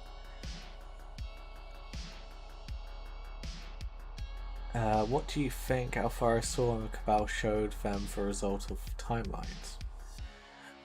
So I think the Cabal showed Alpharis Omegon the reality of the situation with 40k and what would have happened if Horus would have won. And I do kind of feel like they did intentionally choose to try and push for the 40k timeline and a third option, The impression I get reading the Alpha Legion books is Omegon didn't like either option, whereas Alpharius is a lot more, decisive and opinionated, and is actually, we'd put him in the good alignment chart. Like, as weird as it sounds for Alpharius, he is a lawful good character, and he is the kind of person who made the decision, okay, yeah, there is a bigger picture than humanity, and if we have to sacrifice humanity in order for the galaxy to survive, then that's the kind of action we should take. Whereas with Omegon, he's a bit more naive and less experienced because he wasn't brought up in the Imperial Palace. He was the Primarch discovered. He isn't conditioned or trained to think as logically and as rationally as his brother. And therefore he is a lot more optimistic, and he really comes across as trying to find a third option. Is there a situation where we don't have to sacrifice humanity but can still destroy chaos? And it really feels like all the actions he takes, because there are quite a lot of actions Omegon takes which go against Alpharius. It really does feel like he's trying to push that direction, but overall still working with Alpharius, because Alpharius is trying to defeat chaos. That's a mutual cause both Primarchs have. Whereas whether or not humanity survives is the dividing opinion between the two Primarchs. And it's really interesting to see how that plays out, and the actions both take.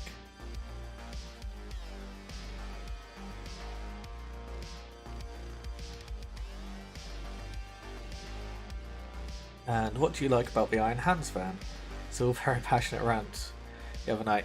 So Shadrach Medusan, I like him, and I like the friendship and kinship, not romance. There's nothing romantic about it between Ferrus Manus and Fulgrim, and how close the two legions were because of it.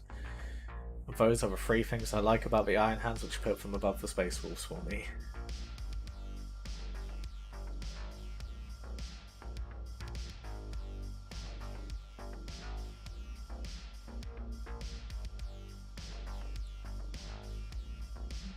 Stop following me like that. Come on. Up. Come on. Come on, camera. Hey, okay, it's given up. Which is fine, because at least it's still on the green screen. You don't think it could be for selfish reasons and just didn't want to end up like Thunder Warriors? Oh, it's part of it, I guess. Not wanting to die is part of, not letting humanity die as well. Although, at the same time, Omegon doesn't know about the Thunder Warriors. Unless Alpharius told Omegon about it, which I don't necessarily think he would. Omegon wouldn't have known about the Thunder Warriors, whereas Alpharius did know about the Thunder Warriors. He was present on Mount. Well, he was present before and after the battle between certain forces during that mountain stroll, and was able to put two and two together as to what happened.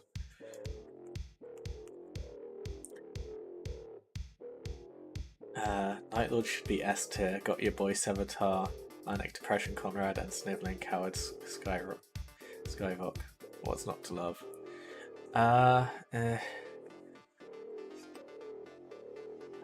See, I can't really put him anywhere above C tier because I just find they're just not interesting enough. Like, yeah, Sevatar's a cool character and he does a lot, but he's just one guy in the entire Legion. It's like saying because I like Shadrach Medusan, the Iron Hands deserve to be in C or B tier. And, the Night Lords themselves don't have enough positive aspects to them, in my opinion, for them to be anywhere higher, in my own personal stance on them, than C tier because of it. Because, yeah, they have cool things about them, but they're also a beat stick. They're kind of weak, they kind of suck, but they acknowledge they suck, which is a plus. But, yeah, they still suck. And, having a couple of cool and interesting characters doesn't carry them enough. Yeah, it's why for Night Lords are C tier. And I suppose that kind of attitude can be said about the Blood Angels, Salamanders, and the Thousand Suns as well. There's stuff I like about them, there's some interesting aspects to them, but they're also not very good and or relevant overall to the story, as they have their moment and then they're irrelevant. Dantiok I'm very meh about, to be honest. I've always been Team Traitor when it comes to the heresy, so Dantiok's meh. He's still a good character, it's really well written, I like his development and his characterization. But yeah, Kroger is a character I just prefer more.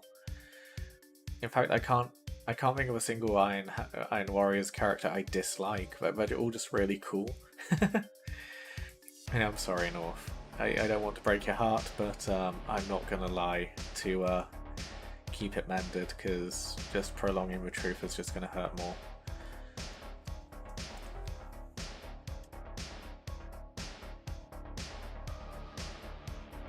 So yeah. So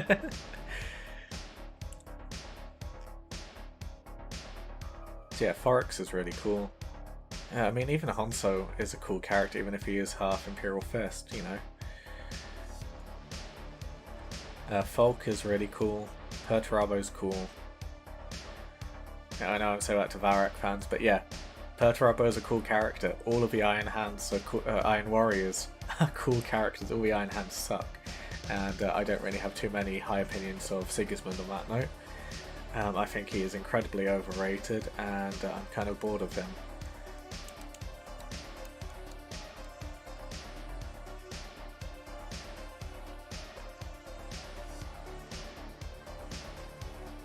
Poor Bird Boy being described as irrelevant. I'm hoping Final Book gives him a decent send-off twist. Yeah, well, this is the thing, right? For the Blood Angels, they get murdered on Murder, they get murdered on Cygnus Prime, and then Sanguinius gets murdered during a Battle of Terror. There's not really much to them other than they fucking die. And when they're not dying on the battlefield, they're being killed by Sanguinius for having anger issues. So, you know, it's just it's not really much to a Blood Angels, other than, you know, just blue balling corn. But I do really like them. They are cool, and I do really like aspects to the Blood Angels and Sanguinius. I think they're interesting characters. They're just kind of meh.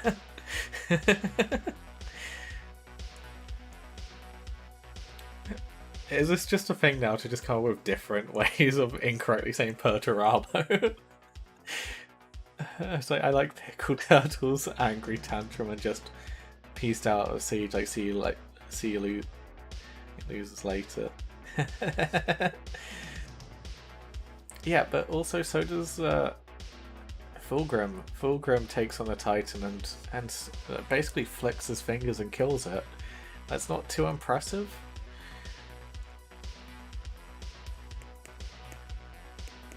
And hey Tristan, this tier list is purely, in my opinion, based off the lore during the Horus Heresy. So not Crusade, not Scouring, not 40k.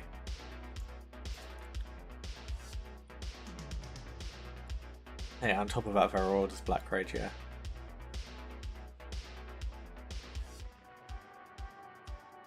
So yeah, Blood Angel's cool, but they suck. Ultimately, their main contribution is to die repeatedly, and for that they're C tier. Salamander's basically in the same boat, you know. All they do is really die. Oh, and yeah, Hamish, it's from a book which I'd never recommend anyone reads, because it's one of the parts which I really dislike.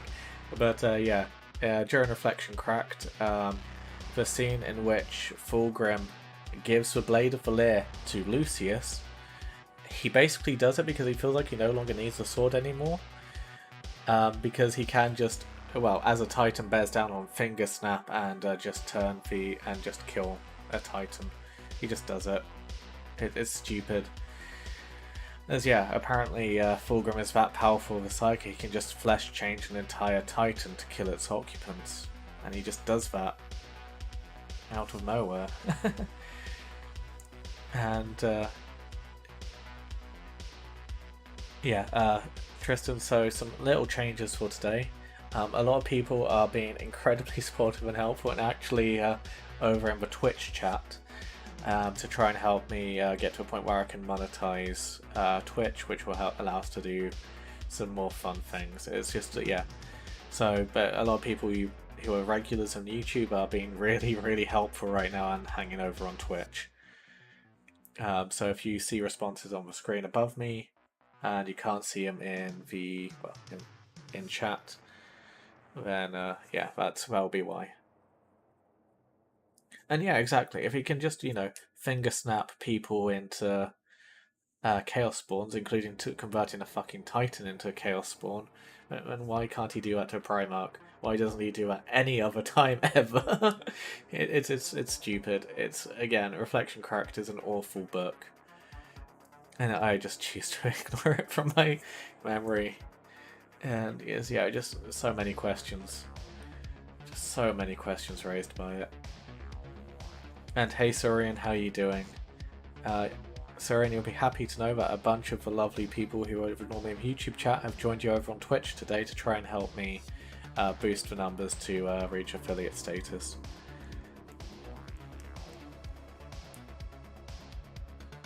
And desperately wanting Iron Warriors characters. Yeah, I can't wait for some Iron Warriors characters to finally reach us in Horus Heresy.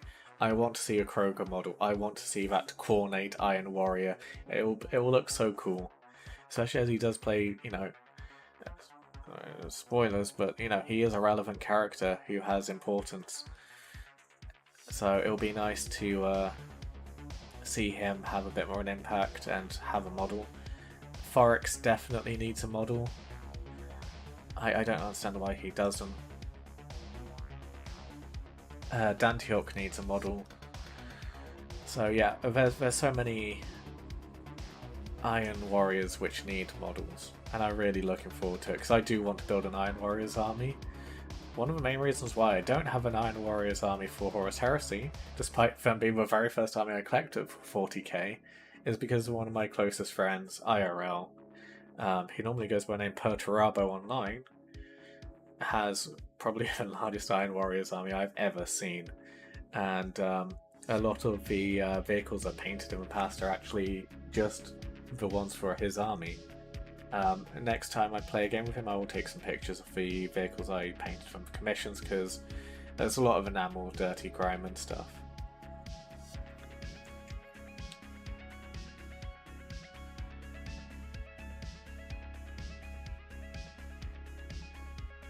And yeah, I agree with you, Wolf.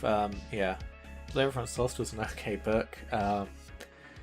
The problem with Raven Guard is the most interesting thing about them is the Alpha Legion. So yeah, it's they're just so completely and utterly overshadowed during the Heresy by the Alpha Legion, doing all the same things they do, but better, and to the Raven Guard as well on multiple occasions. It's just I just can't like Raven Guard. Even though, one of my main armies for 40k was Raven Guard. Well, a successor, but still Raven Guard. Yeah, my lore has been mostly updated. Nice, Surian. I look forward to reading that later.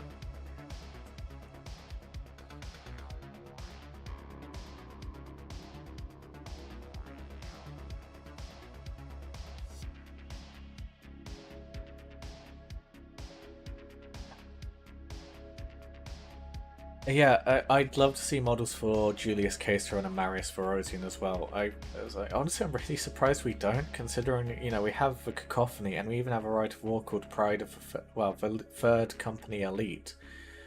So why don't we have Verosian? The first Noise Marine. And thanks for follow, Hambo. I hope you enjoy the GIF and the duck. So yeah.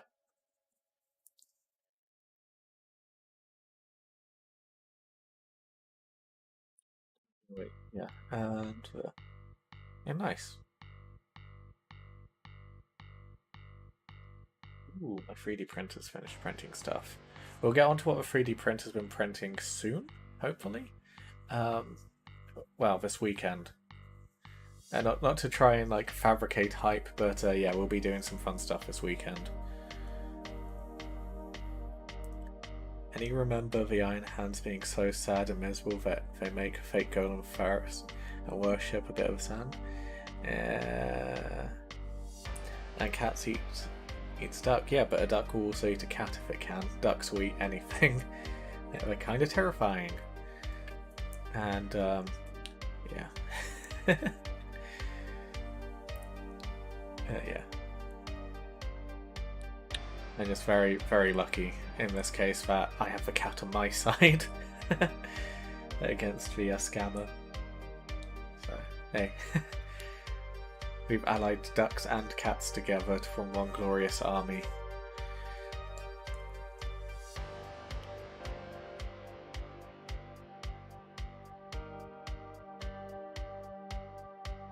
Yeah, I'm really hoping with Demons for Ruinstorm we will actually get some rules for making demon princes in Horus Heresy.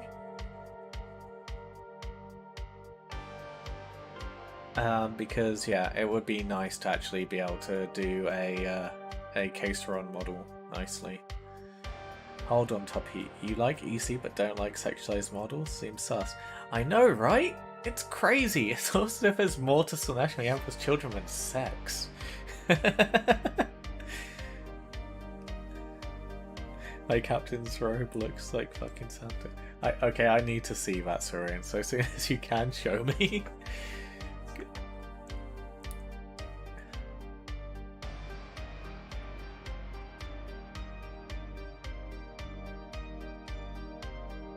Really bad itch. Yeah, no, I'm a huge fan of the Emperor's Children and, you know, their pursuit of perfection in all things. Which doesn't just include the inappropriate stuff.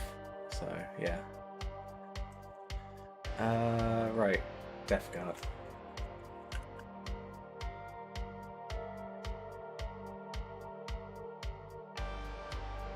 And no worries, North. Catch you later. Hope you enjoyed the stream so far, and you're not running away because you saw this for the first time. Move Night Lords to S tier. I will if you donate. But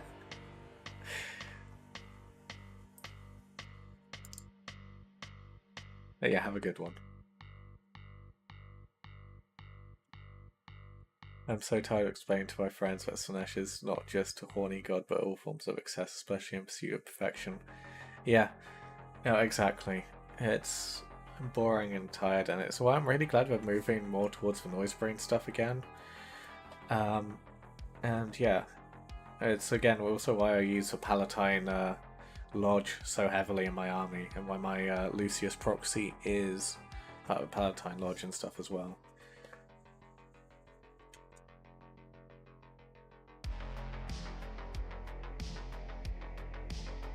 I'm just going to have a quick look at the model.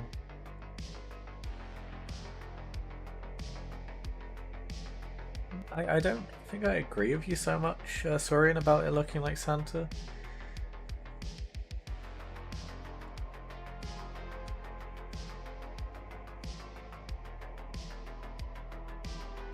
And yeah, well, I mean, I was, in terms of being a weak Emperor's Children player, I struggled through playing Emperor's Children in first edition Horus Heresy, when they were by far the worst legion to play, so hey.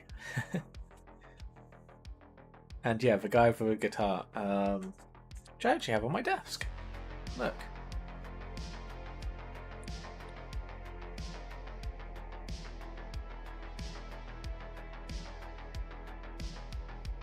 And yeah, I am using him for the Heresy. I'm using him as my Legion Esoterrorist.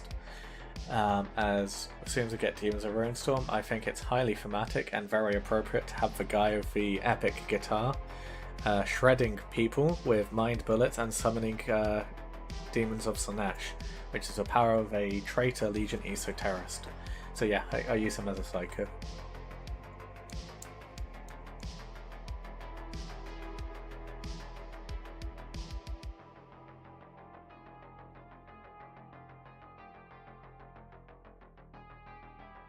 Yeah. So Death Guard army and me collecting Death Guard. I just want to have a quick look through all the stuff that people have done with Death Guard on stream, see what you guys think. For a start, I'm fairly confident I can do a better job of weathering than this guy from Faux Hammer. We'll get on to that. But yeah, so how I want to paint my Death Guard is going to be more of a narrative description of the Death Guard, rather than a... Also, I did try and do it properly. Okay, I have to give them credit, they did try. Rather than following the Forge World guide of, you know, the cream and green. I just want to see if there is any images here before I start scouring books. Aha, so, yeah. I'll have to scroll through Wiki, sorry about this, but hey. Is there any good Cults STLs for the older Emperor's Children art helmets? Well, if you like the helmets which I got on my Marines, you can get access to the file for if you sign up to my Patreon, which you know is quite cheap. I've tried to make the tiers, you know, as accessible and as friendly as possible to people.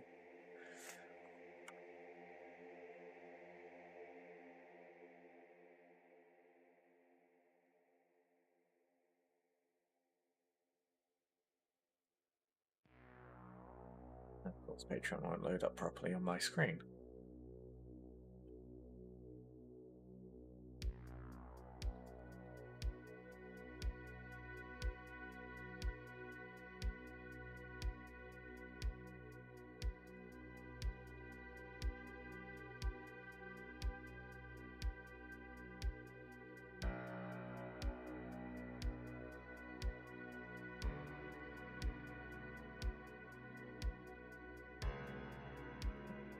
Drag my Patreon over. So yeah, sorry, it's gonna wash up my face, but yeah.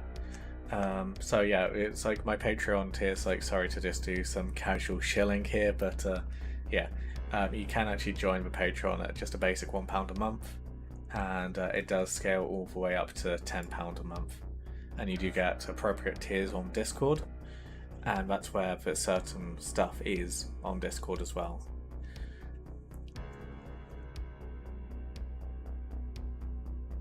And yeah, for sure, we can show off the helmet designs. Just find one.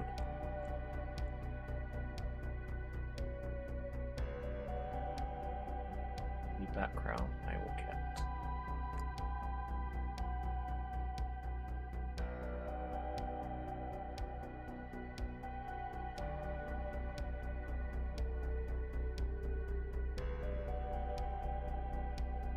So the helmet design, which I got commissioned for, you know, for myself and my channel, is based off.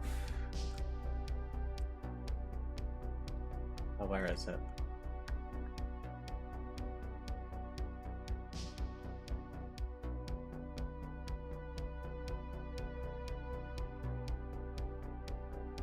I'll put art in there. I want to see models.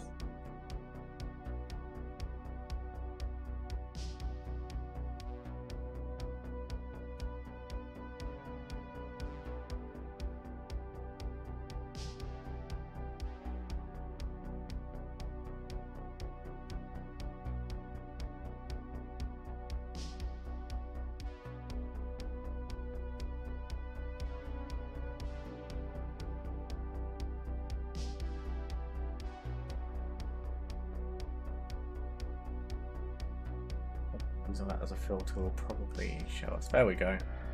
These helmets here.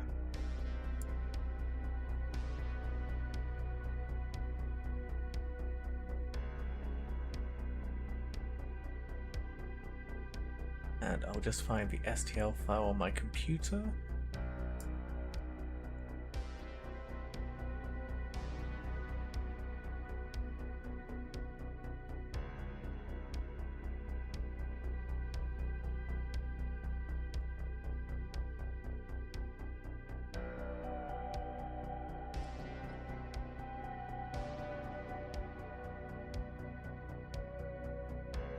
So yeah, if you subscribe to my Patreon, you do get access to this on my Discord server. So it's not too fancy. It was, to try and just replicate this guy here in particular, as a lot of the old artwork for the Emperor's Children have this style helmet, and I just couldn't find it anywhere online. So a wonderful friend of mine designed it for me, and yeah, I want to make it accessible to people who support my channel.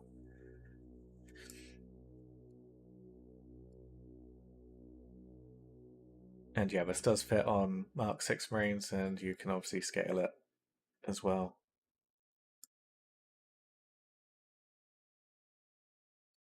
Hey Hugh. And what do you think of the recent Mark 6 upgrades? I like the Emperor's Children ones, and I think they're quite good.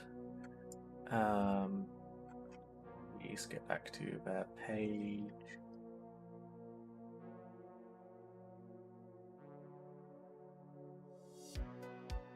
Articles, and then Horus Heresy.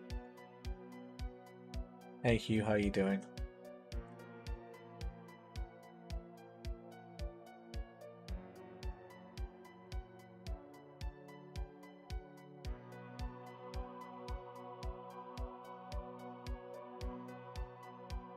Yeah, I really like these helmets. And I'm just going to put it back in dark mode a second, just because that's hurting my eyes. There we go. So yeah, I really like these helmets. They work really well, turning Mark 6 into looking a lot more, well, Emperor's Children Mark 6, which is really nice. Shoulder pads look really good as well.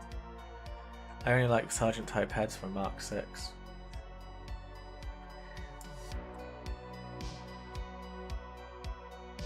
And thank you so much, Tristan, for signing up on the Patreon.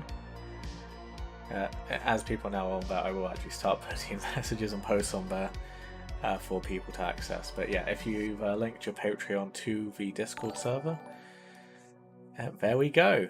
I've even got the notifications working. So yeah, thank you so much, Tristan, for signing up on Patreon. It means a lot. And yeah, once your Discord is synchronized with Patreon, it should open up the channel, which gives you access to the STL file. There's also a different version of the file as well, because I just couldn't really decide whether or not I wanted the golden trim or not. So there is also a physical option with a defined trim to the front of the helmet. So if you do want that kind of style, like in the artwork, that is also a option. Well, not this artwork in particular. And yeah, briefly back to this. I really love the helmetless option here. I just love how incredibly smug and arrogant this guy looks. I think it's fantastic.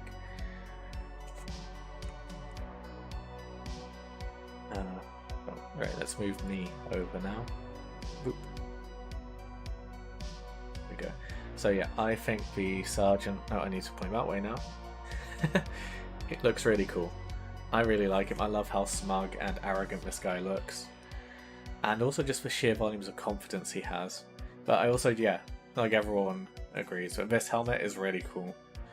Also a reminder, you can actually get that helmet as an entire set on the Forge World store. Oh, let's just scroll. We're erasing the Votan as we should. So a reminder, that helmet design is actually available for an entire kit, as part of the Mark IV options.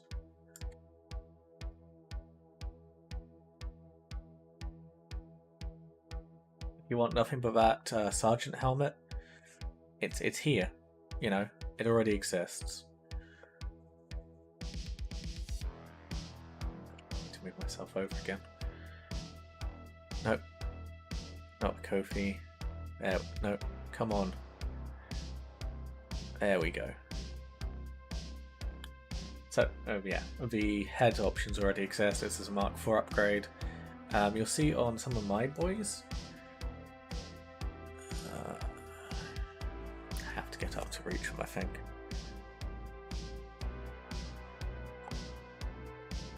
Yeah, I bought a box of these guys as the head options for my sergeants, and then I've been using my own 3D printed helmets as the options for the regular guys for my Mark 6 guys from the Age of Darkness box. Nope, don't want that.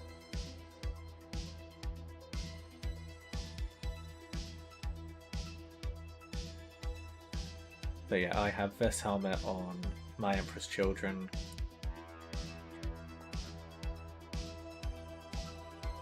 And then I have Mark III shoulder pads to line up with the trim on these guys, on my Mark 6 Marines. And then the sergeants have the other head option to clearly denote them. Yeah, if you look at some of the other artwork, so this is another one which was a reference for the sculpting.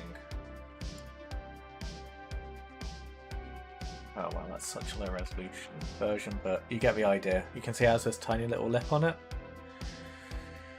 So yeah, that's why there's an option with a lip, in case you do want to like emulate this style. And then yeah, oh, you know what? Let's do something one better here. So yeah, because you know the sergeants often wear different helmet designs, like the Sunkiller here has this helmet, but the troops have that helmet there. So yeah, I use the Mark IV Forge World ones to denote sergeants, and then I use my own custom Mark VI helmets for the regular line infantry, and then I use Mark III shoulder pads for the shoulders as well. And I think it makes for a nice looking model.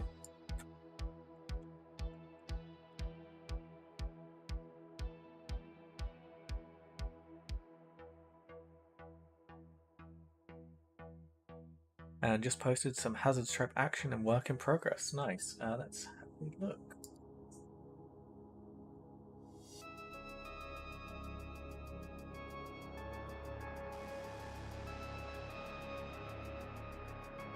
So, Gosu's working on, I'm assuming this is on a Titanicus model? And yeah, those stripes are looking really good.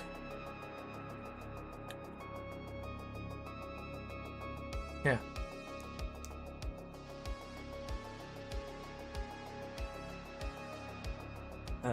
I'm in, but where in Discord do I go? Hold on a second.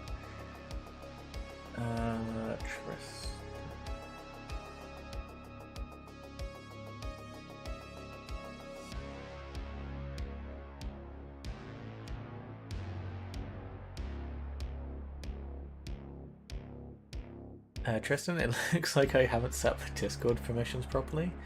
I promise I'll get that sorted after the stream, okay? Because I just noticed it hasn't actually shown you actually got the role either, even though you do have it. That's the point. There should be a channel called... Wow, yeah! I'm so sorry I've messed up the permissions. But yeah, there is a category which you're meant to have access to, which should have the...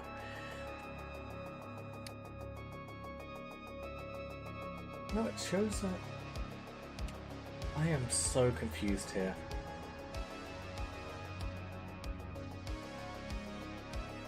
No scamming here.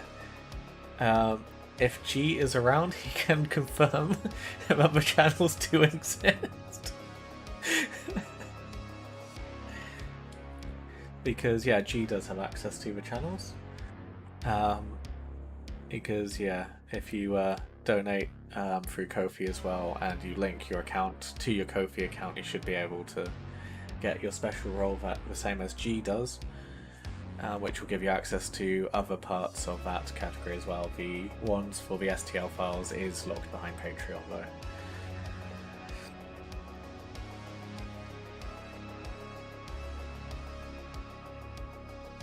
So yeah, I promise I'll get that sorted out after the stream. Okay.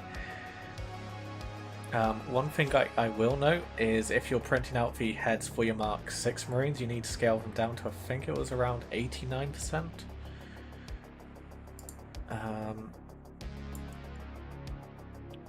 I'll see if I can find the file. But yeah, you need to make them slightly smaller to work on the Mark 6 Marines. The head design is designed to go on the old Marines, like the Mark 4 Marines. So it's slightly bigger.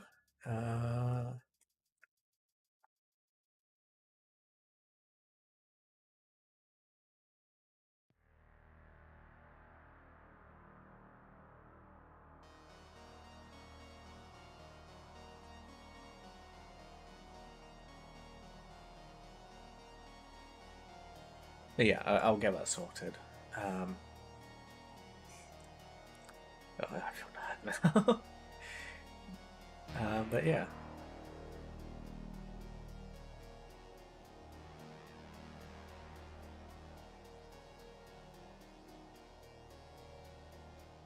Did you know about the Intense Fantasy? I'm not aware of anything in fantasy. Yeah, Book of Choi is probably my favourite fantasy channel at the moment. I'd highly recommend their stuff if you're into Warhammer Fantasy, because they do an incredible job of presenting and telling the stories.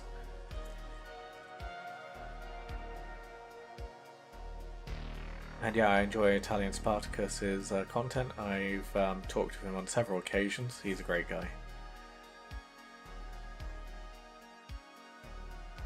But yeah, so Gosu has been working some hazard stripes on this panel. And yeah, 3mm masking tape allowed him to do that really well.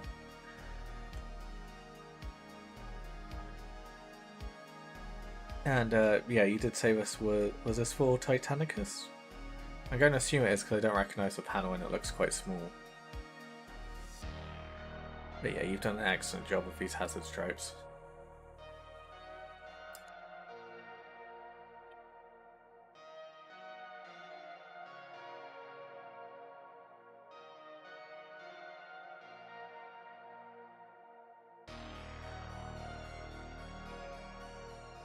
But yeah, I suppose off the tangent of shilling, with the Death Guard, back to this. One of the things I have a criticism for with Forge World and how I designed it is the Death Guard are continuously described as having unpainted armor, right? In the Black Library novels, it's unpainted armor save for the iconography. And look at this guy, right? This is an example from Forge World of how the Death Guard look. And if you look at where my mouse is, here, you can see the paint is chipping away. And I thought they didn't wear painted armor. I thought that armor is always described as being unpainted. So, why does this model have painted armor? It just doesn't really line up with the lore, does it? So, for my guys, I'm going to go for full send it on lore accuracy, and when I get around to painting my Death Guard, I'm going to be, not doing this. The only things I'll be painting on are symbols like this, the trim, painting it green, and, well, I can't point at it, but, the Legion symbol. Those will be the only markings on the armor, otherwise it will just be metal. Metal with green trim. That's all I'll be really doing on my guys. And using this as an exercise to just show like how rusty and how dirty it was. And, well, no, even during the Istvan campaign and stuff, like, yeah, Garrow wears unpainted armor, but there's not really a point where they say it becomes painted white. So I think it's just a bit weird. And yeah, like, for a lot of people, this is how the Death Guard are, and how, it's commonly depicted. And one of the arguments, and one of the things that pops up later in the lore, is this is the colour Ceramite actually is. There are so many other examples outside of the Death Guard of where Ceramite isn't painted white. Well, isn't white. Ceramite is grey. It's often described as being grey, so, it's... But I do have a solution around this, so I can show how to paint, so I can do grime over white as well as doing grey. I do actually have a plan for this, and you know what? Just to show my dedication to the cause,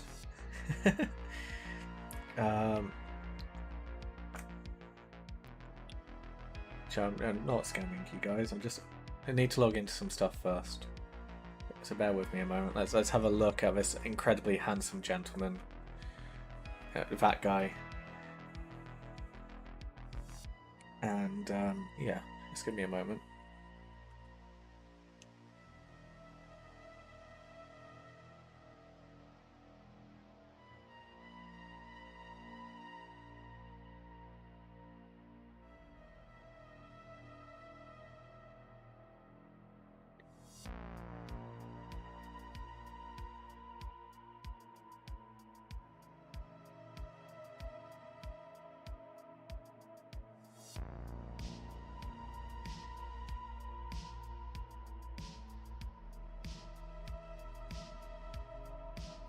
So, yeah, I guess it's relatively needless information, but I use an iPhone, and I'm currently running the test version of iOS 16, and I wouldn't recommend running test versions.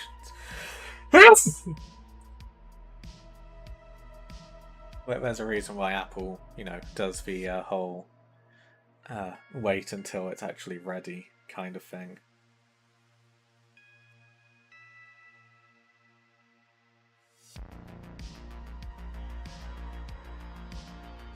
And thank you, Kosi. So I think I've said it before, but I suffer pretty severely from dust allergies. So being stuck in the same room all day does actually cause a bit of a problem. Yeah, right. What we'll do for a moment is I'm going to switch the screen over to chatting. Just because I'm going to quickly do some stuff on my computer.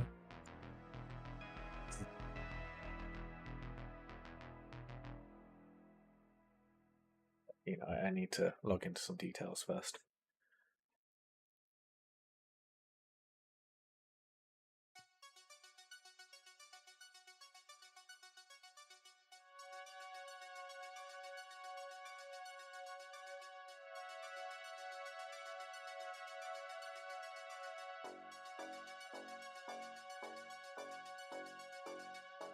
Oh, so I don't need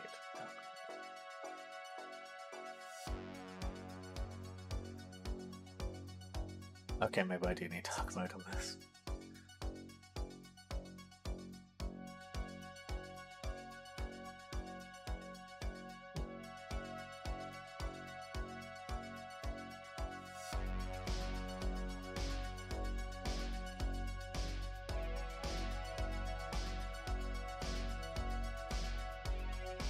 Are you allergic to 1,000 Suns Army? Yes, I would be. And also to the wolves as well, because it extends to being a fur allergy.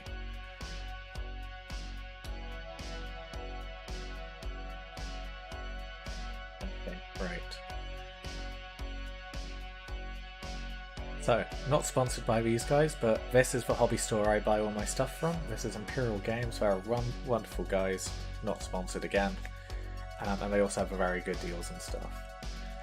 And with the wonderful donation, the Not a Goldfish donated, we're going to buy the first box of Marines for our...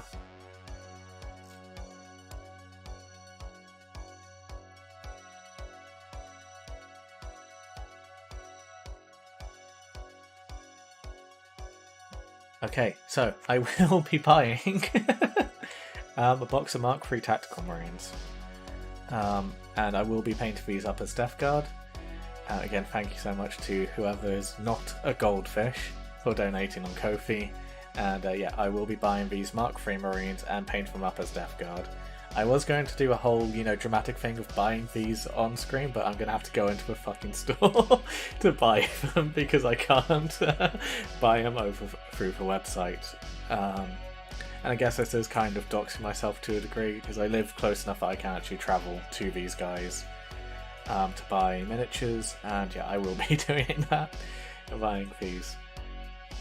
You know what, in fact I'll probably even go in tomorrow and buy them. So yeah.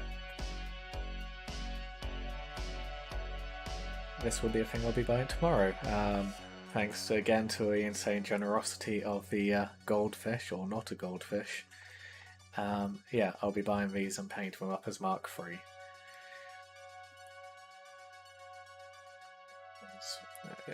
It's going well for me today, isn't it? So much planned, so much sorted, and then this. But hey. Yeah, so there goes that plan. I suppose that does raise the question, though, of what am I actually going to be buying for the Death Guard. So, the plan is these guys I will be configuring as a veteran squad, and they will be the, you know, the bulk of the allied detachment. And I'll add some special weapons teams and stuff, and we'll go from there. Sorry, heavy weapons teams.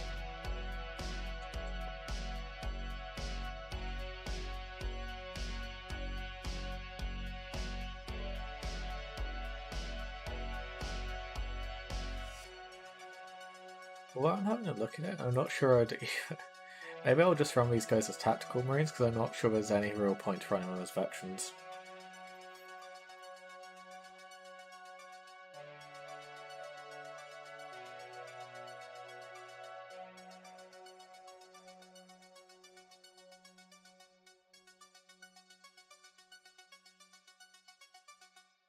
Could run an entire squad of snipers, although I don't feel like that's necessarily too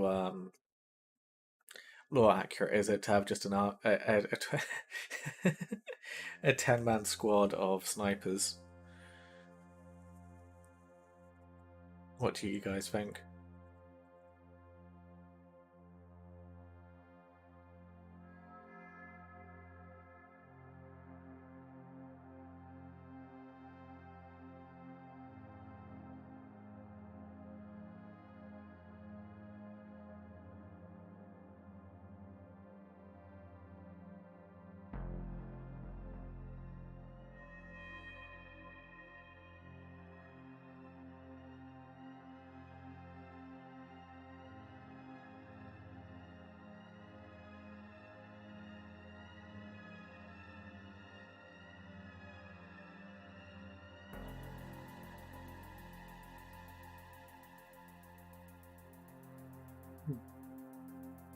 It's getting a bit late, isn't it? But yeah. I suppose that's another question. Are there any particular units you guys would like to see in a Death Guard army, or you'd like to see me tackle? 10-man squad of Chem Flamers throwing rad grenades arrow would be more lore accurate. Yeah. So in that case, I'd just run a special weapons team with flamers.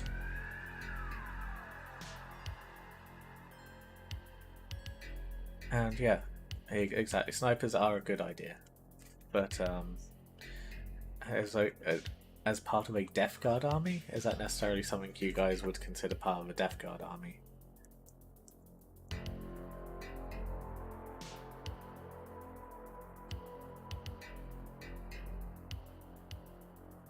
A Dreadnought, yeah? Dreadnought could be fun.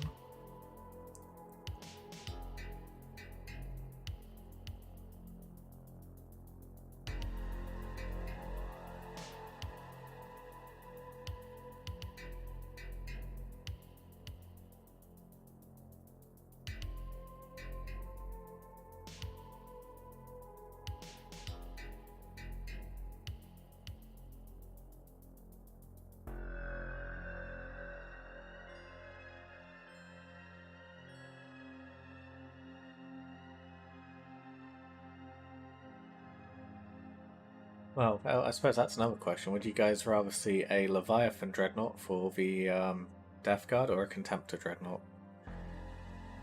ideally I'd want to put a Doredio Dreadnought in, but we don't have a plastic model for those yet, so out of those two, what would you guys rather see? And great night, Tuppy. Take care, and I'll see you on the next live stream. Yeah, have a good one, Hugh. Hope you've enjoyed today's stream. Hope you're not scared away by face reveal. And yeah, I'll catch you tomorrow. Not sure what I'll be doing tomorrow, but we'll have fun regardless.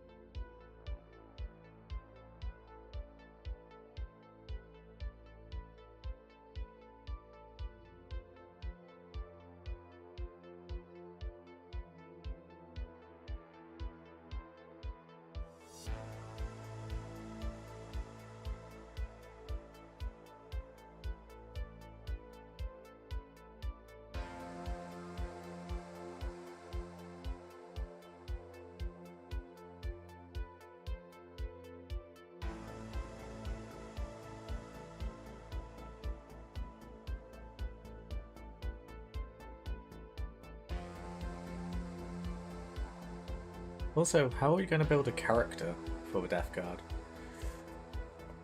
As well, I need a Praetor.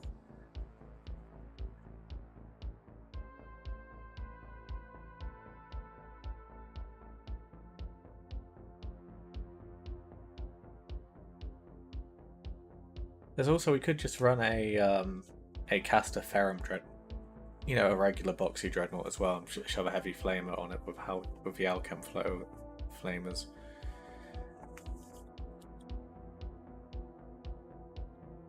It's like, so this is a thing. With the Death Guard guys, this is more of just a showcase and show-off thing.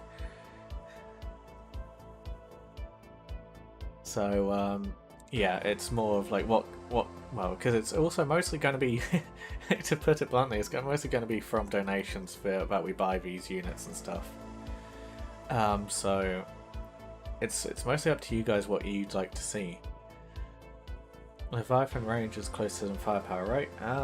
Yeah, well, it's close firepower, I think, is what you're trying to say, Tristan. But yeah.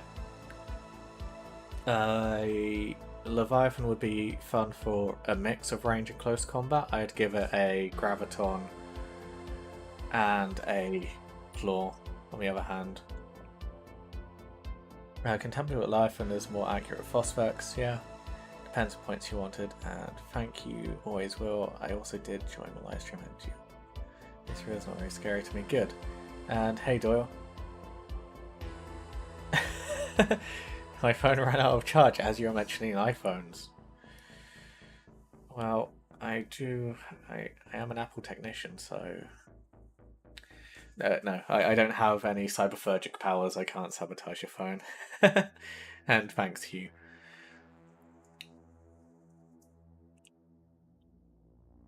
And also, so you probably noticed, but I am actually wearing Apple headphones. These are the AirPod Max headphones, and I basically live in these because they're fantastic. But yeah, anyway, back to Death Guard. So with a Contemptor Dreadnought, I feel like just because of just how incredibly strong Dreadnoughts are, especially Contemptors, if I'm going to run one, the intention will be to murder crap in close combat with it. That will be the main focus of a Contemptor Dreadnought. I can't see why you wouldn't be wanting to focus it on close combat. I don't think any of these gun options are just worth running a dual ranged weapon. Leviathan, Flamers, Claw, and whatever you think would be good for a weapon. Could you do the Gore and... we stuff driven with Claw and a bit of Showcase? Yeah, we could do some blood and gore stuff, yeah. So yeah. If you guys would like to see that, then yeah. I'd be happy to. Obviously we need to get there with the money, spend it first. But yeah, I'd be happy to do a Leviathan and, you know, gross it up and do some glue stuff. I haven't personally tried to do any of the, like, you know, using the strands for glue and stuff, but yeah, I'll try it. I'll give it a go, and we can, well, live stream it, man. And what I will also be doing eventually is downloading back the live streams and turning them into like shorter videos for you guys. And what do you recommend for a melee build for Contemptor? Well, there's only really like for pure close combat, you know, you just run it with dual fists to get those the bonus attacks and stuff. Is a good idea if you want to really hammer it down. But at the same time, for close combat, having a ranged weapon to add some versatility is a good idea. So anything that will help you get into close combat and well is probably a good idea. As much as I love conversion beamers are one of my favourite weapons. I don't really see why you'd build a Contemptor with it. Other than rule of cool, that is. Which is a valid reason to take it, but if you're trying to build it, you know, if you're trying to get some advice on how to play a Dreadnought, it's 175 points and will murder stuff in close combat. So spending the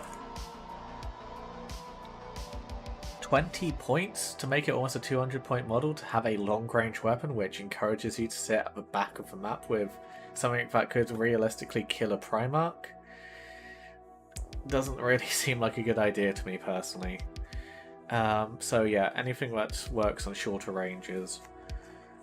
Does the assault... Hold on, I just need to double check the weapons a moment.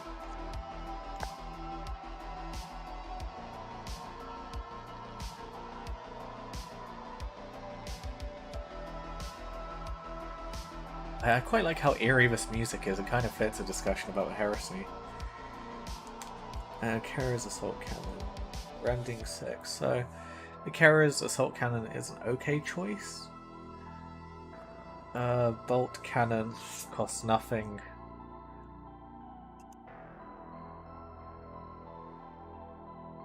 And probably a little better. I'm just trying to think what weapons would actually really suit getting into close combat.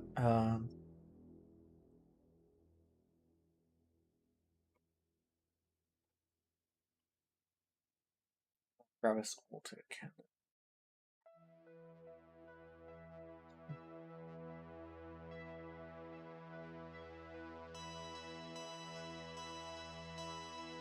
Okay, well, I suppose it depends, really. What other stuff do you want your Contemptor Dreadnought to be doing? I think that's a better way of approaching this angle, Gosu, because it's going to kill things in close combat. That's what Contemptor Dreadnoughts are really, really good at. What else do you want it to be able to do is, I suppose, the question we should be asking. And, again, why I irrelegate the Conversion Beamer from this option is just because it involves you sitting on the back of the map, because the Conversion Beamer works on the further away from the enemy you are, the more powerful it gets. With your Contemptor, you always want to be closing with the enemy to try and kill them.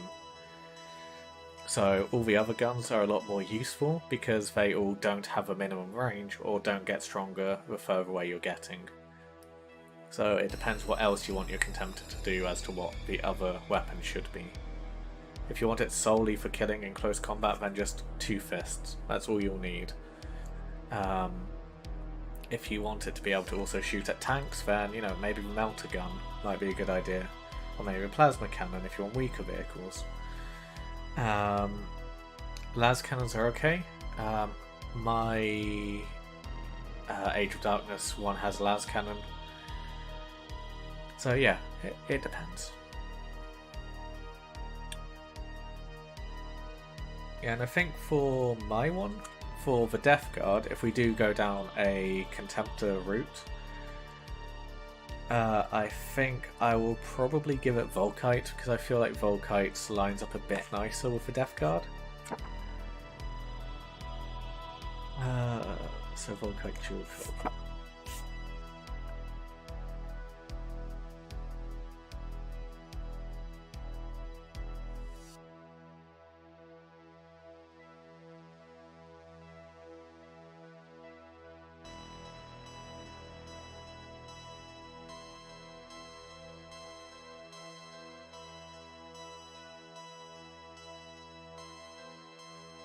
And yeah, I think the a built-in weapon to a fist for a Death Guard one will have to be the Alchem thrower, so would be the Heavy Flamer. What do you think would be a good loadout for the Iron Warriors in the Contemptor? Again, I'm not sure. It depends what you want it to be doing, because the Legion trait helps you against vehicles, but do you want your Contemptor to be going after vehicles, or do you want to be going after the harder hitting infantry? That's again the choices you kind of have to make. So, yeah.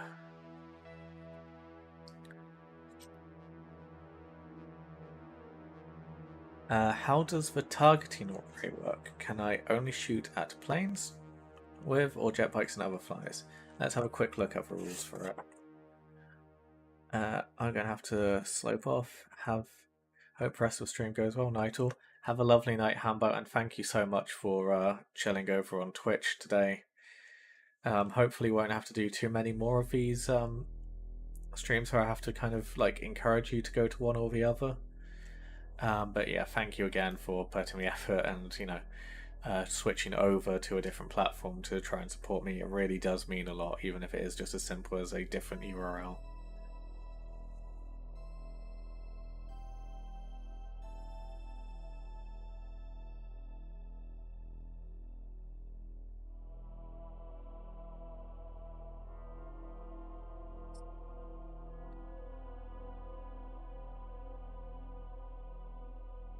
So yeah, it's a helical targeting array we're talking about, right? Wolf?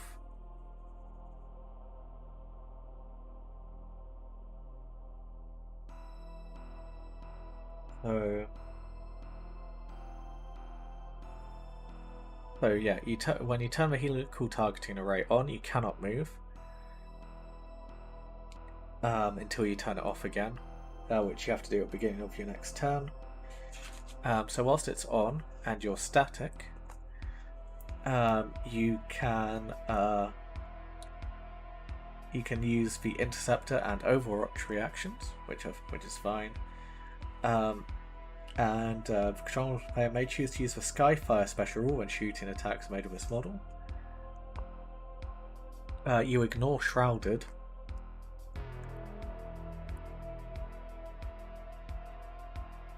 And you can do Interceptor for free, so every time something deep strikes within line of sight or arrives from the side of the battlefield, from flanking reserves or something, you get to shoot at it. And for free, it doesn't count towards your reactions, which is quite good. And when a model with vehicle unit type and a helical targeting array makes a shooting attack as part of its interceptor reaction, that model may fire all of its weapons, not just defensive weapons, as part of a shooting attack. So basically you just stand there and shoot. And this is also, whilst that's a really good upgrade and really powerful, I feel like it's a bit wasted on the Contemptor. Whilst, yeah, you can make, a budget fire support option. With Dreadnought, you just give it like twin autocannons or twin graviton guns or something, or not graviton guns, conversion beamers or something.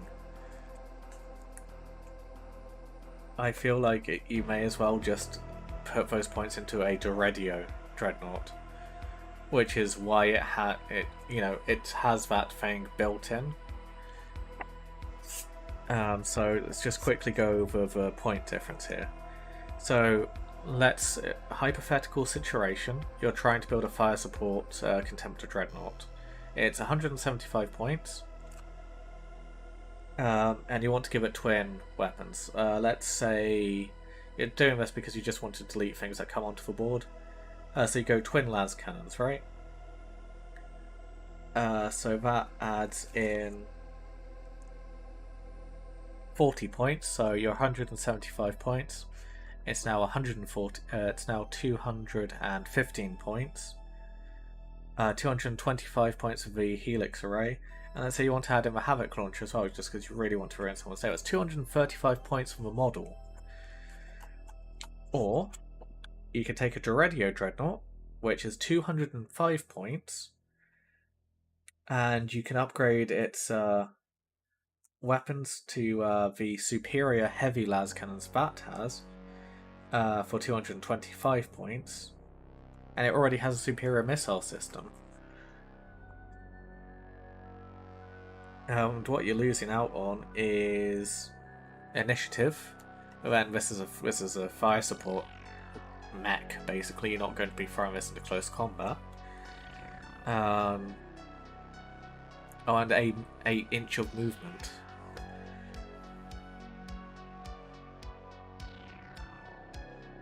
It's building a Contemptor Dreadnought towards close combat, well, towards range, just feels a little bit redundant and a waste of points overall, I think.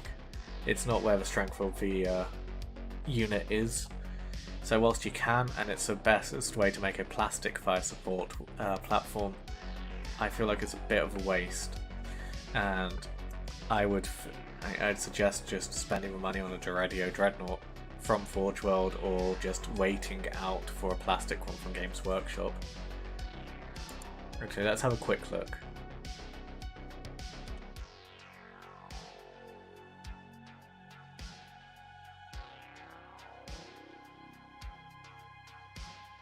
Oh, let's just quickly scale that back down to normal.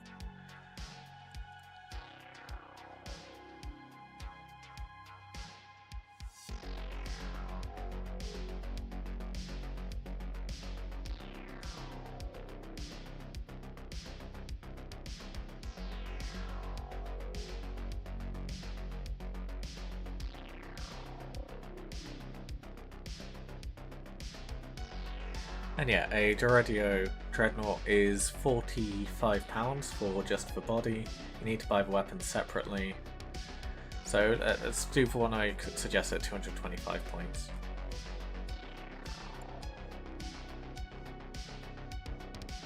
Also, I think this does actually look really cool.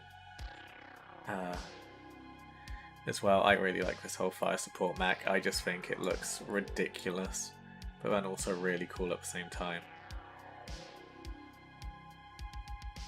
And I really don't think it gets enough love, because it's a fire support version of a Contemptor Dreadnought. Basically, it's what people want a dual weapon option Contemptor to be, but this is just better at it because it's designed for it.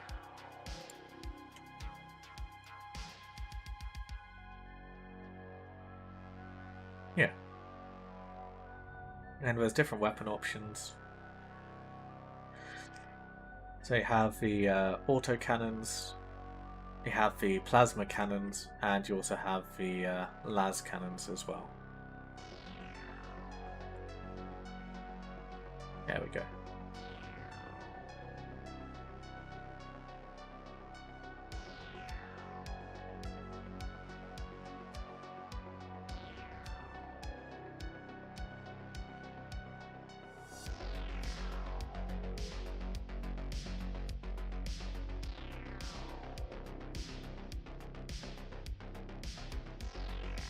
So yeah, if you want to build a fire support Dreadnought, this is it. This is a dedicated fire support Dreadnought, so yeah.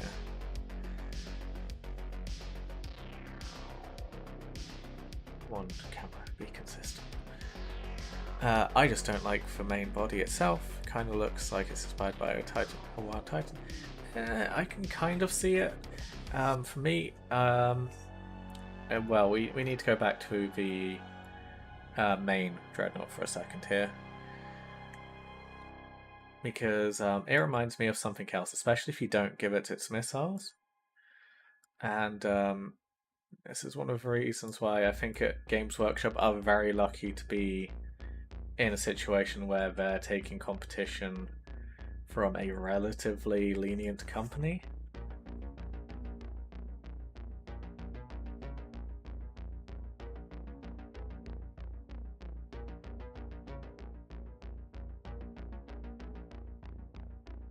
Is yeah.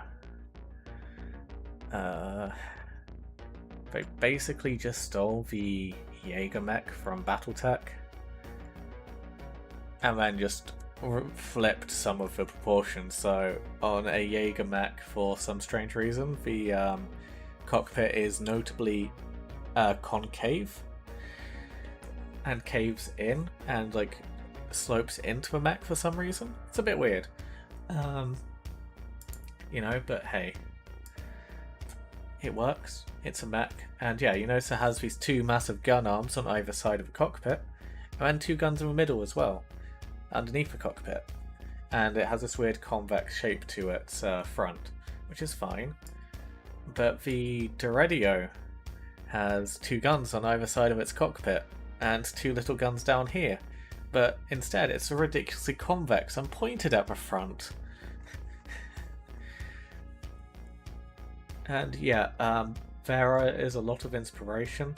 So one which is brought up a lot recently, which I think shone the most attention on this, is the Direwolf. So this is a brand new mech. Well, not brand new. A brand new Titan for Titanicus, which looks fine. Looks cool. It's a thing. And this is the Direwolf from BattleTech.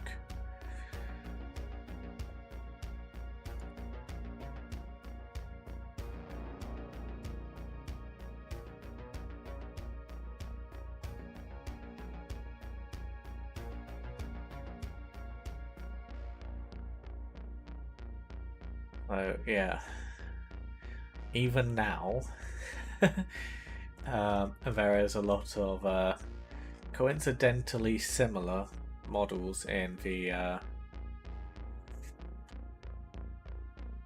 yeah, but this is the most recent one because you know this is a new model for Titanicus.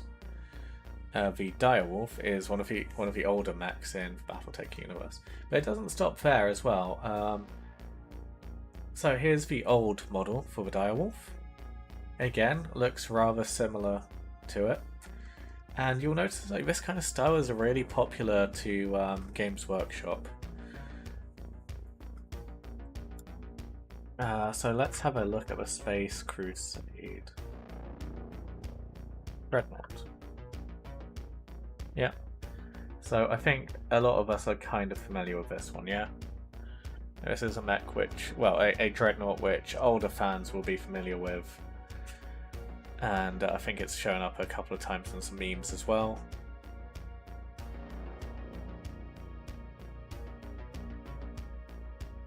Yeah, it's a very old model. I mean, these two have been modernized.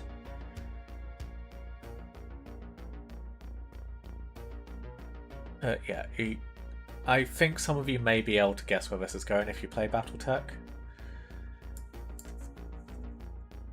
And what I'll do quickly is just bring this to the side here, and we'll look up a BattleTech mech now. Okay.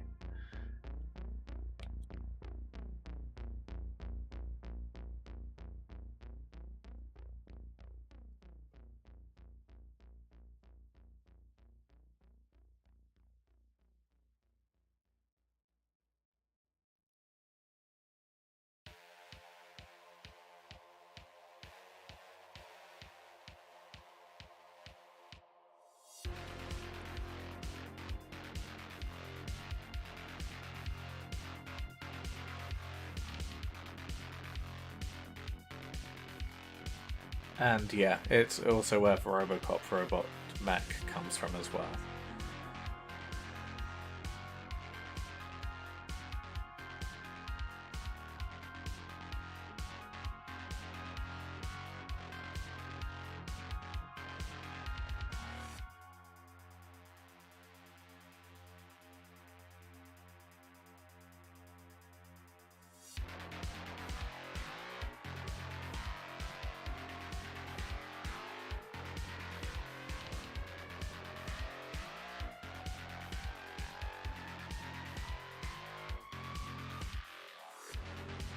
It would also be pointed out that this design and that design are around the same age as well for this particular modernization attempt as well.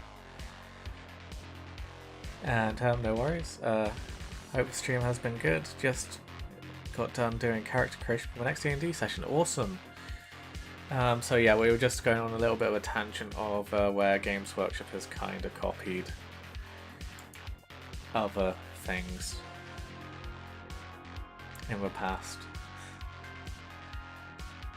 and present. There's also, it's not only just this mech as well, the Mad Cat, which seems to have been a heavy inspiration.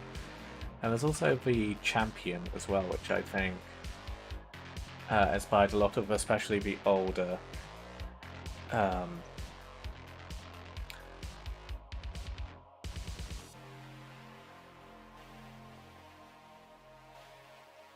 inspired a lot of the older models as well as a lot of the old epic models.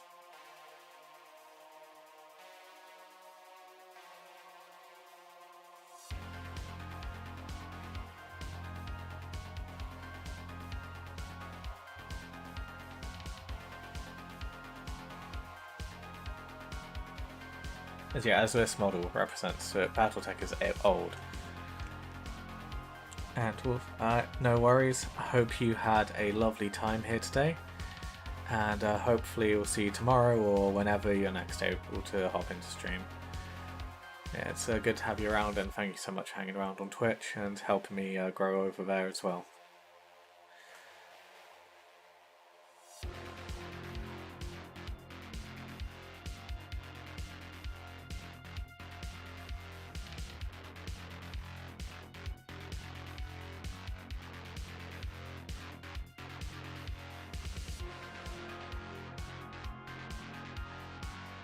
Okay, that's a really goofy one.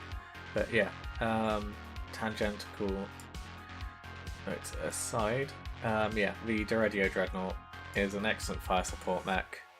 Dreadnought, and is a lot of fun. And it's one of my favourite Dreadnoughts just because, big stompy robot with massive guns.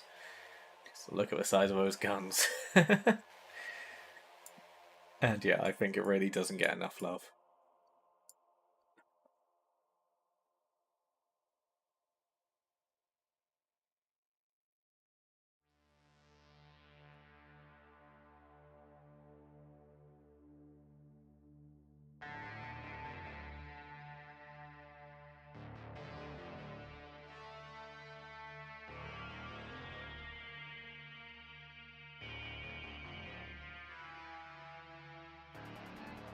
Speaking of Dreadnoughts, how do I fare in the Emperor's Children army? So again, it's like they're one of the few legions in which the legion trait does really have an impact on them, and why I won't be buying a Deredio for my Emperor's Children. Because again, the Emperor's Children trait, for those to remind people, is that the on the charge you get +1 to your initiative rolls. Meaning that if you're fighting another version of yourself, so Contemptor versus Contemptor, the Emperor's Children have an advantage in striking first. And it's really important to remember that you get to strike first with your Emperor's Children Dreadnought if you charge another Dreadnought, as that hit will give you an advantage.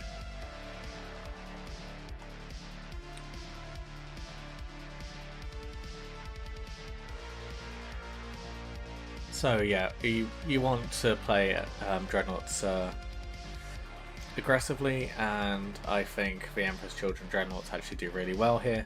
There's also again why I wouldn't recommend running Ancient Rylanor, even if you want to run Ancient Rylanor, because his rules, his stats don't really matter and don't really make sense. He's really expensive for what he is. What I'd recommend doing is asking your friend or your opponent, whoever you're playing against, if they're okay with you slightly, homebrewing some rules and taking the the Venerable Ancient console upgrade from the book and running a Dreadnought as a HQ choice, as like a secondary HQ, not your Warlord, and just running it that way. As for a start, Rylanor was a commander and he was in charge, so if you want to run Rylanor correctly, run him as a HQ choice using the Venerable Ancient console upgrade in here, but not as part of the detachment that allows you to only take Dreadnoughts. And I'm still working on that Dreadnought, which I built in the first couple of streams. I need to buy the weapons actually. Speaking of which,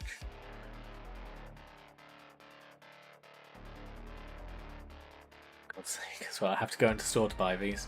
But yeah, I will be using the plastic kit here to finish building the Forge World Emperor's Children Dreadnought, if you guys remember that one.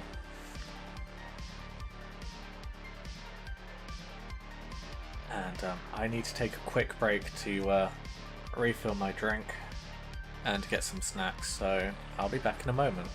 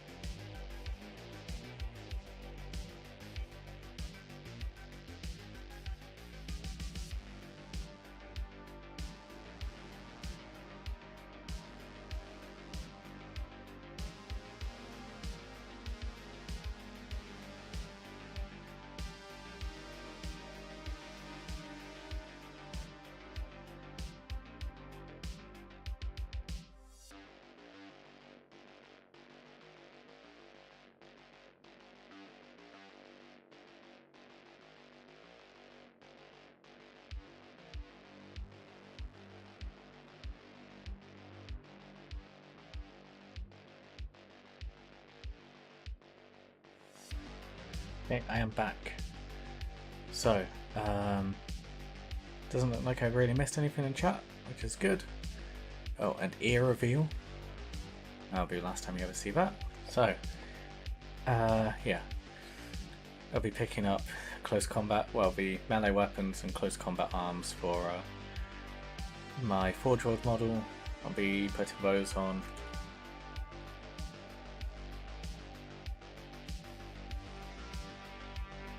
And yeah, buying the Death Guard tomorrow as well.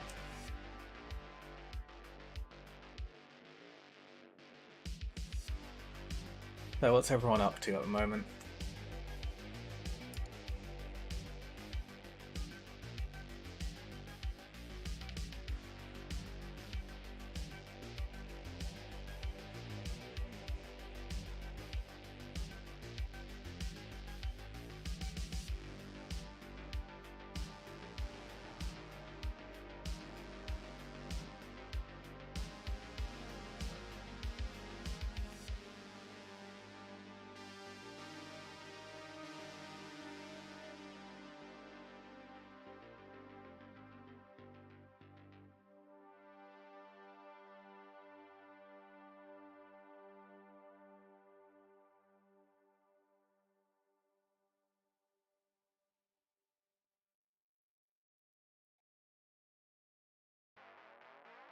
Yeah, whilst I'm eating snacks, I'm going to turn my camera off because I feel weird about having you guys watch me. But yeah, I'm still here, just not visibly.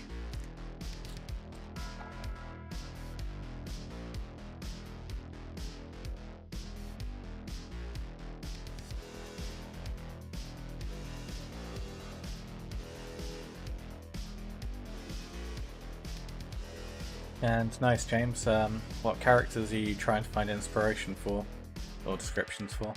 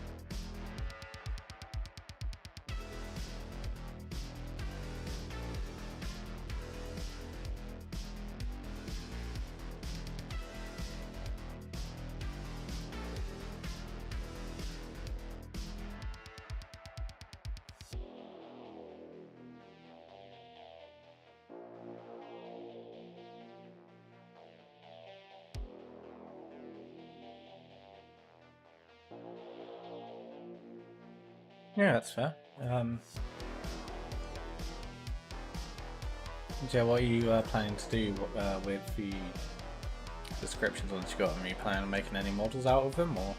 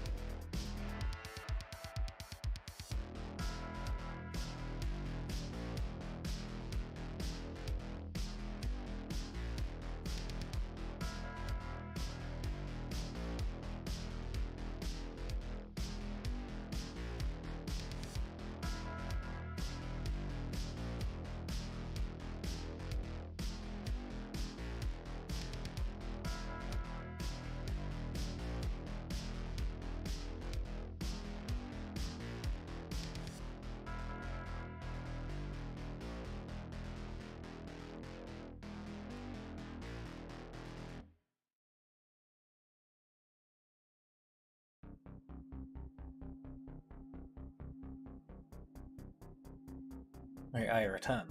Yeah. In terms of physical appearance, I've been here the whole time, but yeah. Thanks for EC book recommendations. Could I please ask what you'd recommend for the Iron Warriors and Death Guard, especially given the Mortarian controversy? Trying to think what. I need to remember the book order. Got Forest, Heresy, Reading Order, Chart. Someone's actually gone to the effort of putting together this horrifically complex guide on which books to read in which order.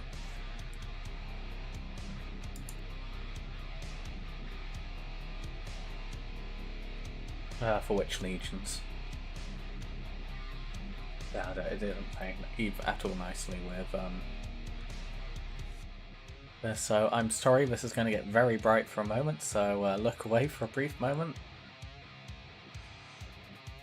But yeah, so this guide here, I'll also copy and paste a link into the chats, is a guide on the book reading order for the different legions.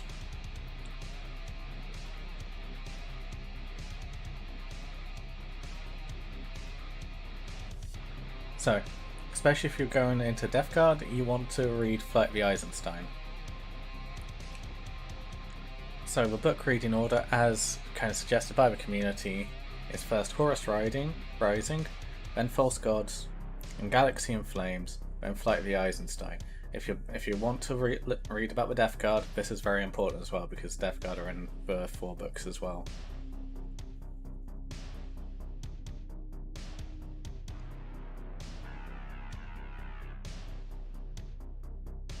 And then let's see, for the Death Guard,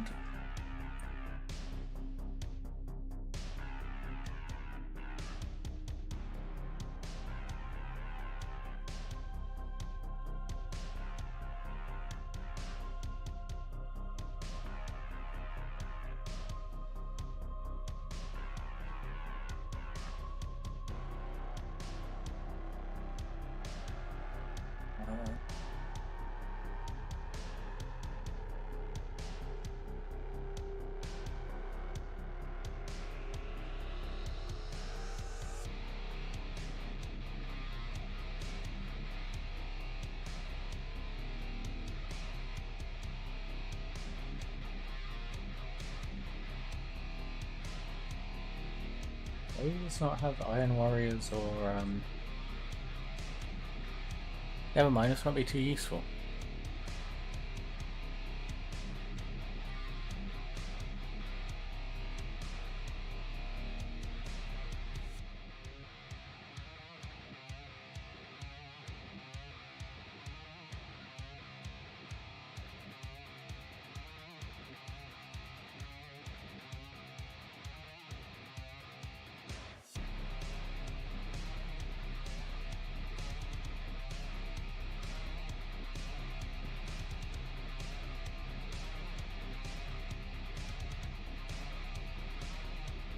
I suppose it's the...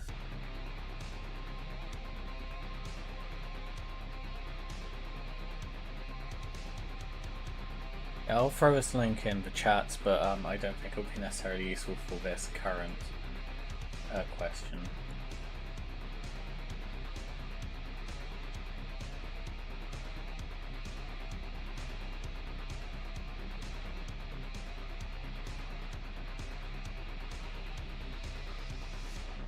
I'm currently playing Arian and Sakara. I've got Oleander done and need weathering and basis for Igori by using one female catagen. I find it funny that Arian not yet has been described as a ranged weapon. Yeah.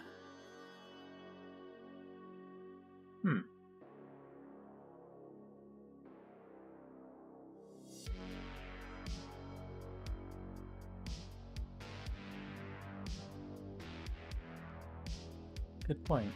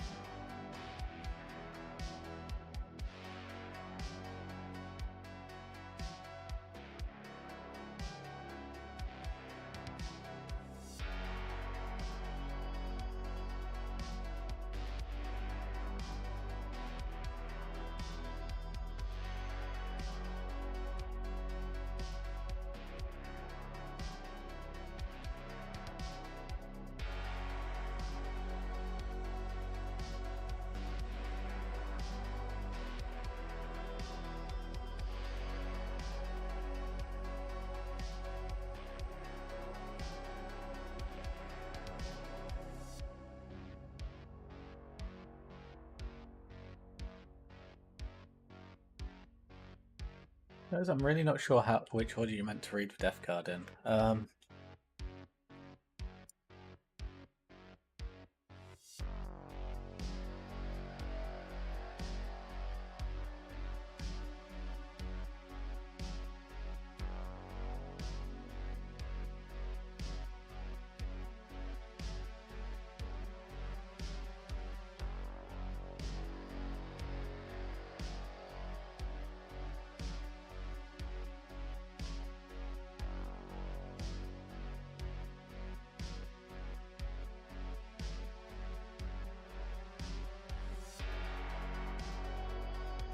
that doesn't help.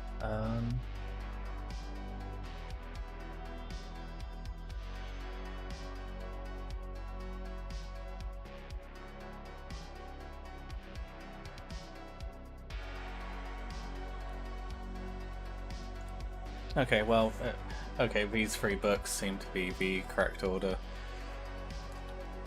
Okay, so for the come on, green screen, there we go.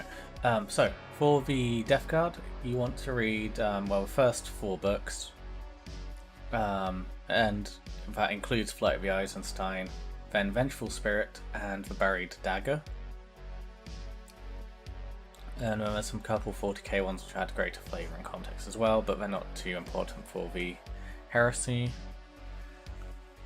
So sorry that took such a while to answer the question. But yeah, there you go, Doyle. So it's, yeah, Flight of the Eisenstein, Vengeful Spirit, Buried Dagger.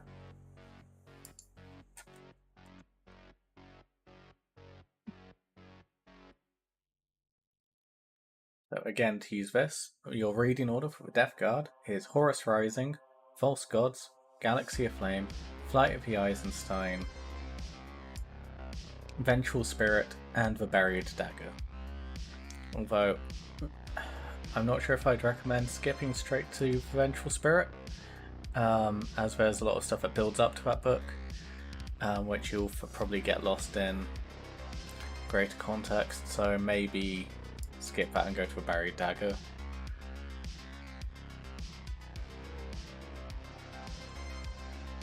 Iron Warriors, it's a bit more complex.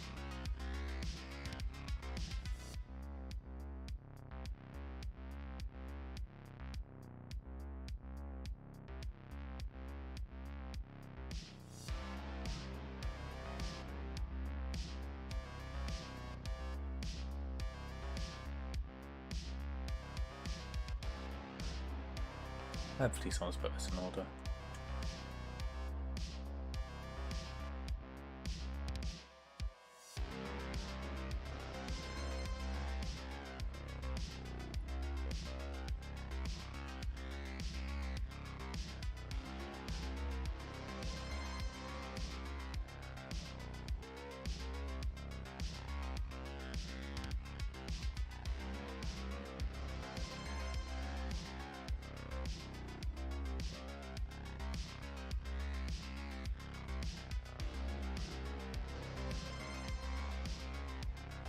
Okay, so from this book, I mean, there's a lot of extra stuff in here.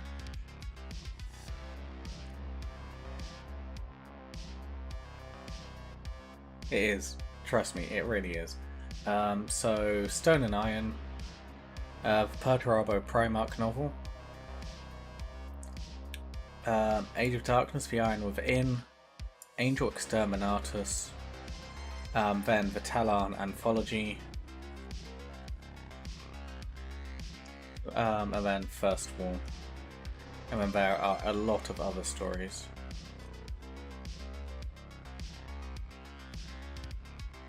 So yeah, for the Iron Warriors, you want Perturabo Primarch novel, there's a couple of short stories here, and then Angel Exterminatus, and then Siege of Terror. Although the Talon books do fit in here as well. So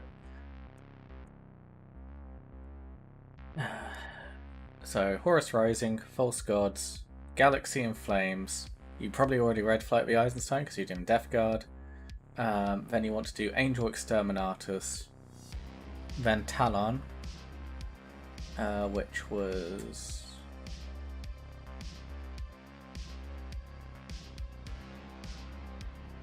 Let's see on this list somewhere here. Yeah, Talon by John French, and then you can skip to the Siege of Terror.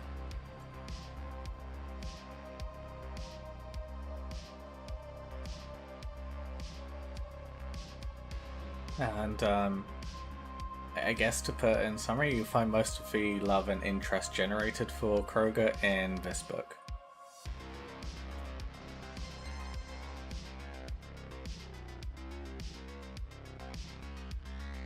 It does have to be said though, like, I'm gonna hype him up a lot because I really like the character, but it's not necessarily because like he's such a powerful character or anything. I just think he's really, really cool.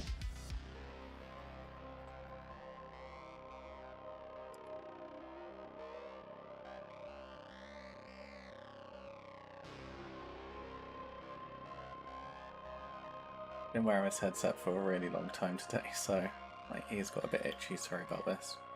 It needs to be done. So yeah, I hope that helps, Doyle.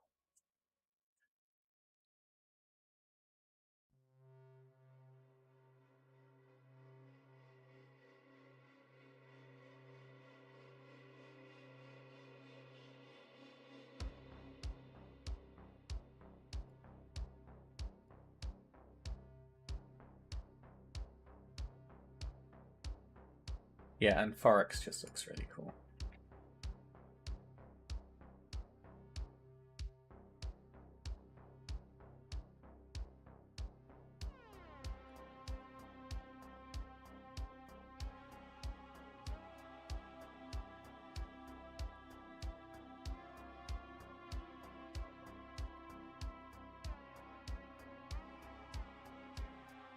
Yeah, I'm genuinely struggling to think of a single Iron Warrior character I dislike.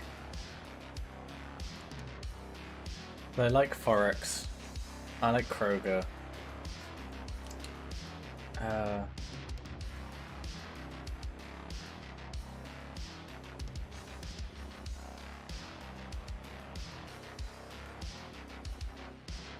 And yeah, I have a mix of the physical copies and also Audible. I normally listen to Audible a lot because due to the nature of my work, I'm walking around quite a bit and or doing stuff in which I'm on my own, but still not at a desk and have time to read, so I normally listen to audiobooks.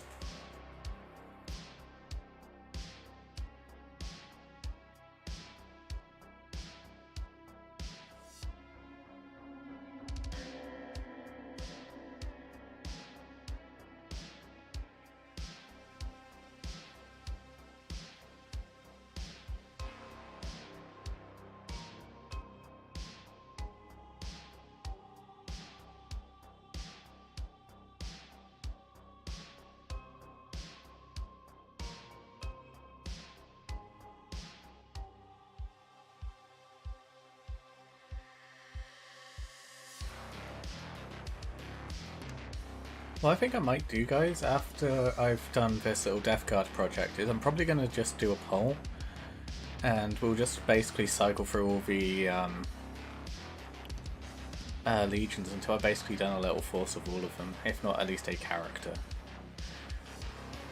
As I do kind of want to do an Iron Warriors force at some point, but yeah, again, I have a very close friend who plays Iron Warriors and I don't really want to step on his toes.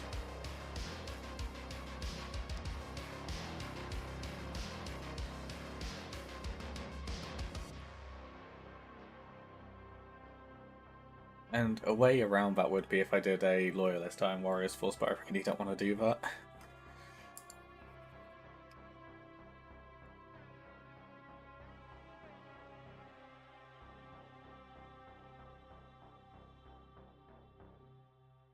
I just love this artwork of the guy with the auto cannon. I think it's really cool.